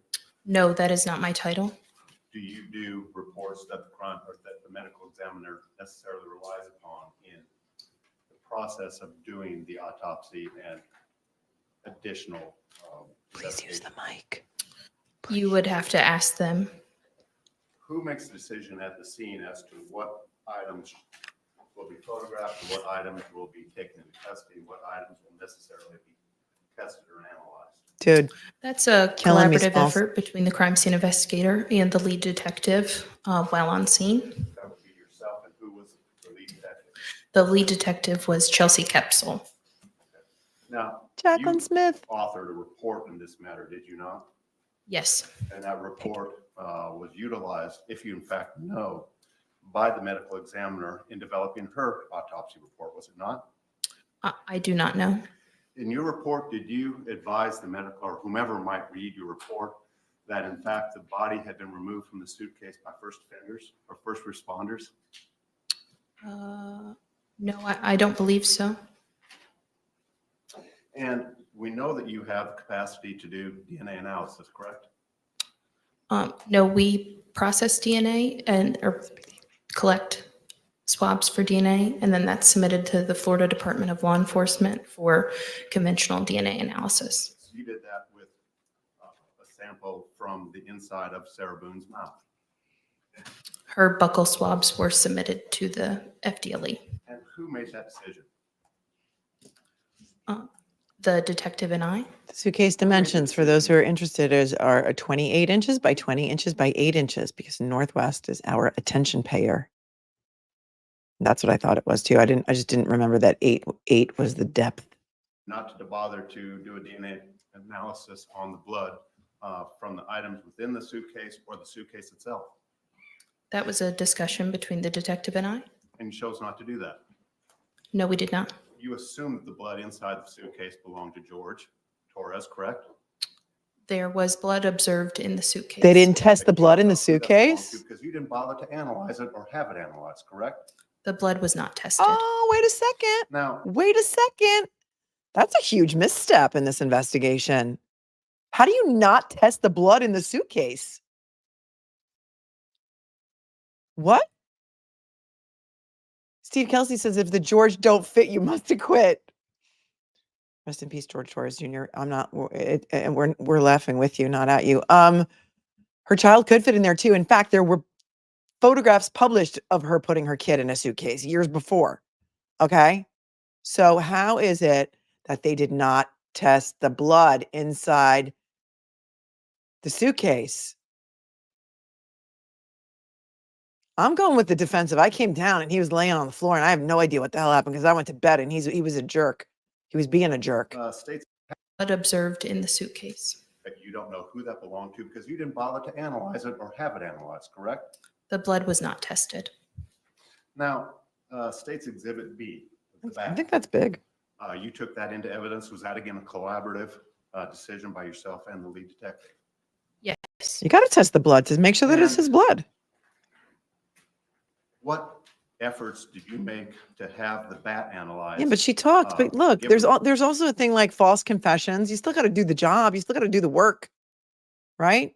Does anybody believe that Richard Allen's however many confessions he made in prison are valid confessions? I mean, I don't know. I don't know that it matters that she talked. I don't know. I think you absolutely need to test the blood. It's a crime scene. You got to test everything. Come on. Right. If they didn't test it, I wouldn't even know it was blood. The fact that it was. I mean, they're not going to let her walk. I'm just saying they should have tested It the was blood. just collected as evidence from the scene. In solo Did you cups? advise either the lead detective or anybody else involved with this investigation that there may be matters that could be analyzed when analyzing the bat that would help or assist in the investigation of this matter? It's my job to do the documentation and the collection of evidence. Well, you said it was a collaborative effort. Dude, Carl V says that's ridiculous. If a dead bleeding guy is in a suitcase, it's obviously his. Give me a break. He was not when the first responders came to the scene, he was not in the suitcase. Right? Her claim is that she was doing CPR. He was not in the suitcase when they got there. I mean, is that this? We're going to go with that now? It's just obvious. You know, John O'Keefe's body was found on the lawn, so it's obvious that he was hit by a car. I don't know. I can't get on board with that. Sorry. Lead detective, so did you participate in that decision? We chose to collect the bat and put it into evidence. And so there was a fiber analysis done on the bat to determine whether or not it was used to strike Jorge Torres when he was in the suitcase. Was there not? Pardon? In fact, there was not, was there? There was no Wait, hold on. No evidence. Hold on a second. between yourself and the investigation of this matter? Investigation, either the lead detective or anybody else involved with this investigation, that there may be matters that could be analyzed when analyzing the bat that would help or assist in the investigation of this matter? It's my job to do the documentation and the collection of evidence. Well, you said it was a collaborative effort between yourself and the lead detective. So did you participate in that decision? We chose to collect the bat and put it into evidence. And so there was a fiber analysis done on the bat to determine whether or not it was used to strike Jorge Torres when he was in the suitcase. Was there not? Pardon? In fact, there was not, was there? There was no effort to analyze the bat. He wants to know if there was a fiber analysis done on the bat to prove that the bat hit the suitcase, and it wasn't. Apparently, it was not done. Witness had an opportunity to answer the question. Sustained. I'm sorry. Please. Can you repeat the question? If I can remember it, I will. Do you know that there was any effort made in this particular investigation, the investigation of Sarah Boone, to analyze the bat for fibers? No, there was not. And why was that not done? It was not done. Why? You She's indicated like, that you had just wasn't. some interaction with Ms. Boone. Is that correct? I collected her buccal swabs. Did you speak with her? In collecting her buccal swabs, yes. Did you speak to any other witnesses? No. Did you make any determination of other matters that might be of import or evidentiary value when you were going through the house and taking photographs and documenting the interior of the townhouse? You'll have to be more specific. Well, how many pictures of the child's bedroom did we see? Oh my gosh, look at Kellyanne Gerber. Hold on a second. Kellyanne coming in here with all this cash. 10, 20, 2, 20. Did you mean to do that? That's very sweet of you. Thank you. Thank you for your $52 super chat. Super sticker. You didn't even ask a question. Thank you, Kellyanne Gerber. You're amazing. David said, because no one's talking about shoveling the snow off the apron at the firehouse. Thanks, Dave, for the 5. Better a bombshell. Oh, you did it. I see what you did there. Thanks to the super sticker, just so that I would say your name. I love it. I love it, love it, love it. Thank you, Kellyanne, again for another deuce. Kimmy, Colorado store shooting. Wendy, could she have injected him? They're saying it wasn't a needle, that it was I don't know. Here today, Yes, ma'am. we saw the entrance to the bedroom as well as a photograph of the interior of the bedroom. What was the evidentiary value of that? It's my job to photograph and document while on scene, so the rooms in the upstairs were photographed and documented. Did you photograph holes in the wall, possibly made by the victim? Oh, did he I punch don't holes in the recall walls like Doug photographing Benefield? holes in the wall, no. Did you take photographs of items within the house or throughout the house that may have depicted incidents of prior violence?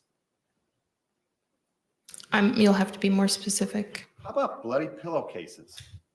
Did you make any effort to collect and analyze pillowcases of the rooms that you were photographing? I see what they're doing here. No. Who made, you have significant experience with zippers? I use zippers regularly, yes. Enough to have an opinion as to whether or not a zipper is stuck or not. Is what? Sorry? You testified on direct that the zipper was a little tight. Just that it was difficult without the zipper pulls to use the zipper. And that was your opinion. Yes, from opening the suitcase here today. Today, you only tested it today? Pardon? You only today have for the first time tested the ability to pull open the zipper on the suitcase? No, I'm saying it was difficult today. When is the last time you tried to use that zipper? Examination. Yes, Your Honor.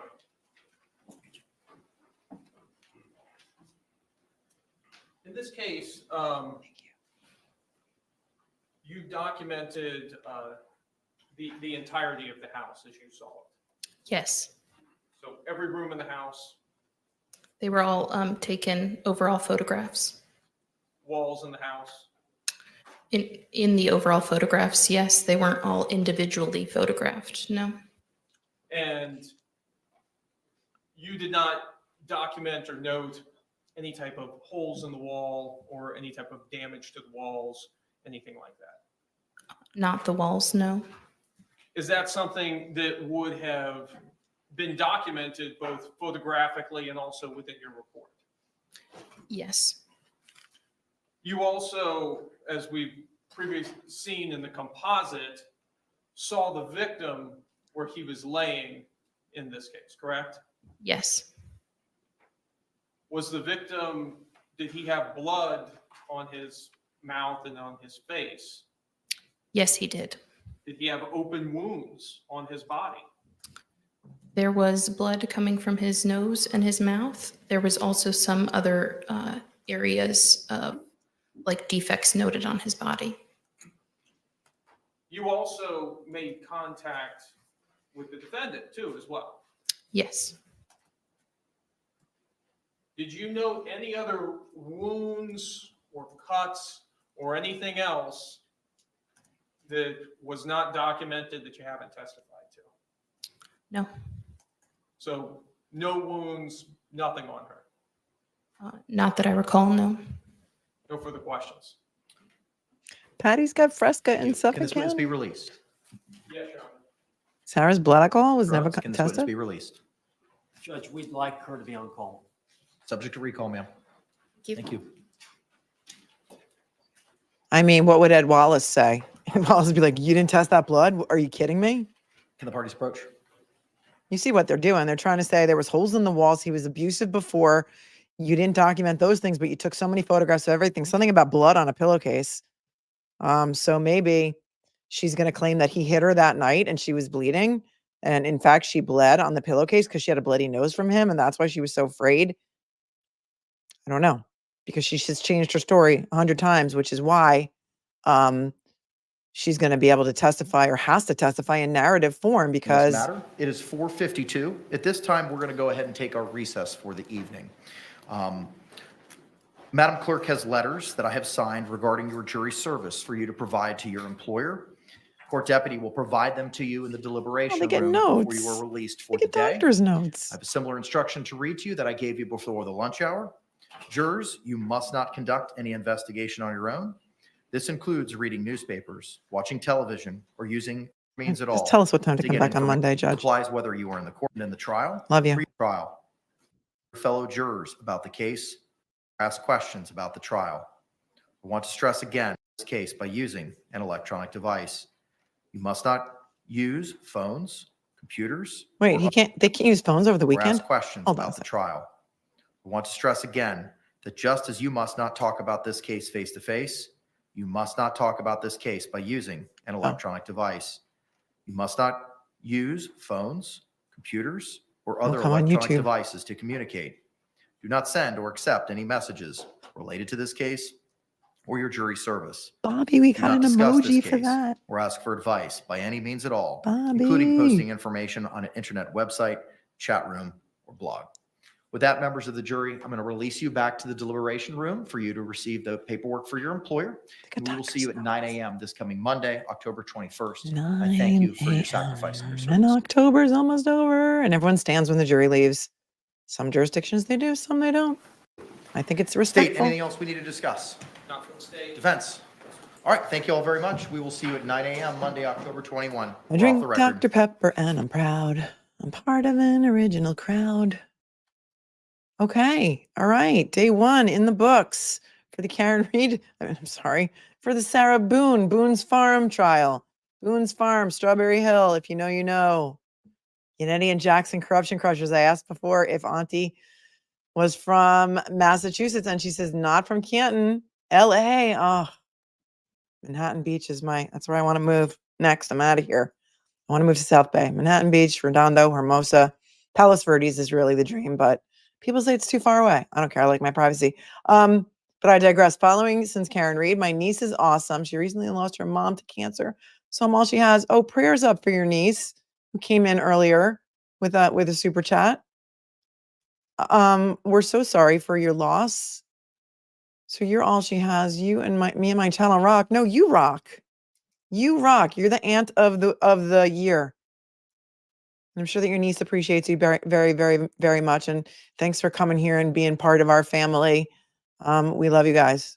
Prayers up. So sorry. So hard to lose a parent at any age. I don't know how old your niece is, but at any age. Thank you so much to everyone who's saying, what a wonderful chat. What a wonderful chat. Tara in Boston buying a bunch of matcha lattes. Thank you so much, Tara in Boston. You're amazing. Oh my God. Oh my God. Amazing. And then there was an anonymous matcha latte. Thank you so very much, Tara. That was really sweet of you. This is the best chat on YouTube. This is the most fun place on YouTube. And as such, thank you to Lisa, who says we will always have SWAT Daddy. You guys remember SWAT Daddy? Oh, is he in the Telus trial, Lisa? Thank you for your Venmo. You are so kind and generous. All of you guys. I appreciate you also. You have no idea how much I appreciate you.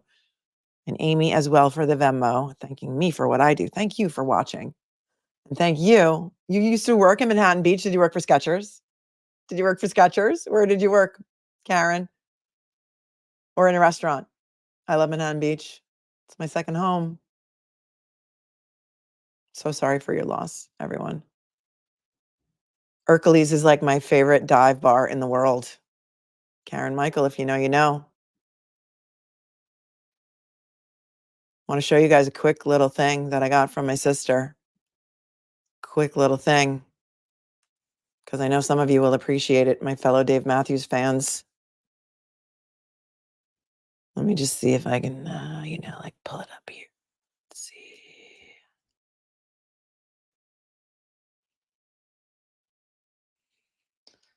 Let's see. Who loves Dave Matthews? Any Dave Matthews fans in the chat? We even have a fire dancer emoji. How awesome is that?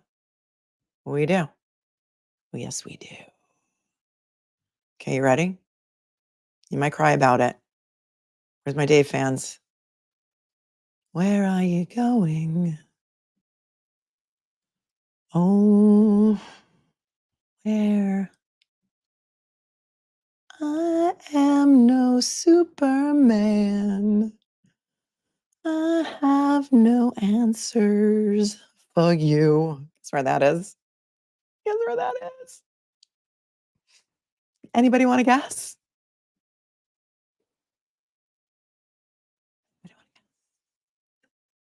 That's a chalk or a poster board or a as such trial exhibit on top of a chair where somebody is gonna be sitting tomorrow night. Yes, Lisa PJ. Uh-huh.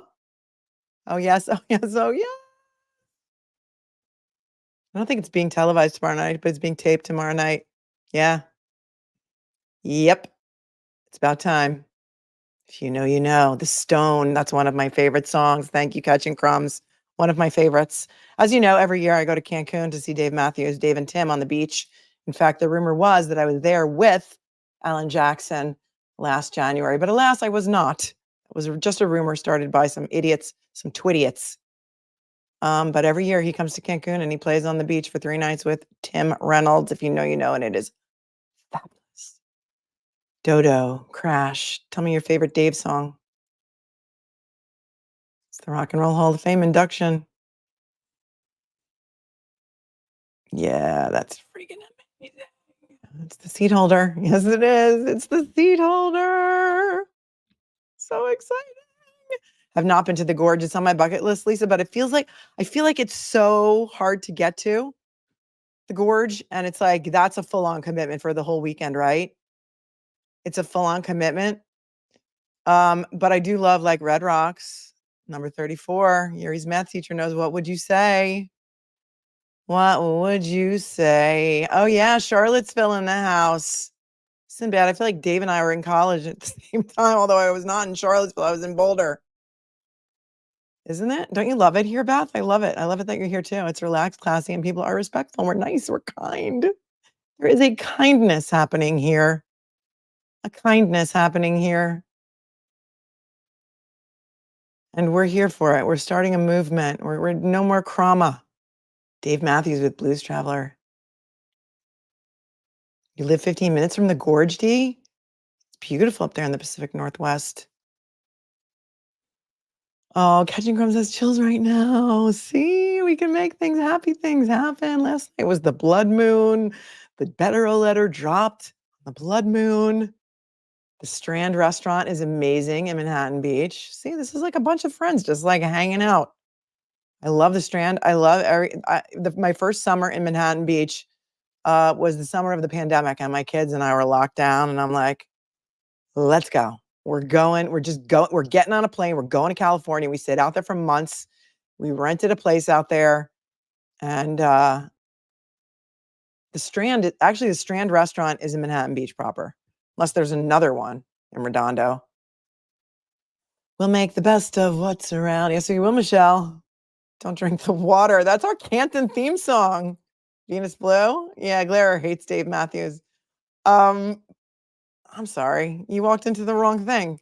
Sinbad 333. I know. Emily and I need to go hang out at a Dave Matthews concert. I know. Oh, look at this. Midori with ginger ale and a squeeze of lime. That sounds refreshing. DK, Pacific Northwest Sisters Unite, says Alpha She Wolf. And Spokane TC or Speakin' TC is near the gorge also in Spokane. Spokane or Spokane? Such good karma here, isn't it? You know what I said to that masshole? Karma knows your address. YK. Sherilyn wants to be one of my kids. I already have 5, babe. I can't adopt any.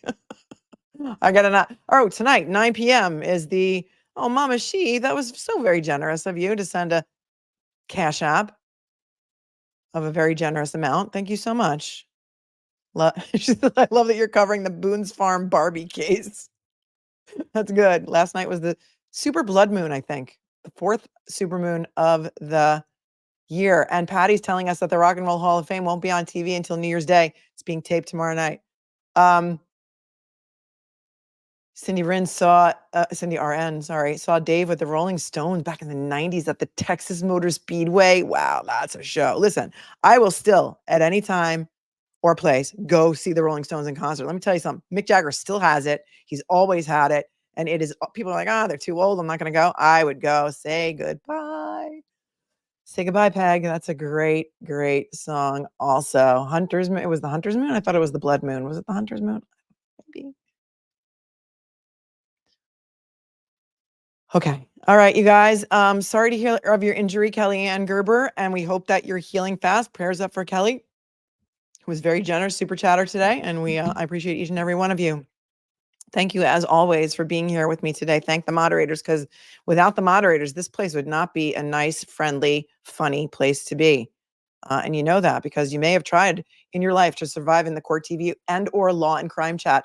And it's a jungle out there, my friends. It is a jungle. So let all your friends know, if they're trial watchers like you, that this is a fun place to be.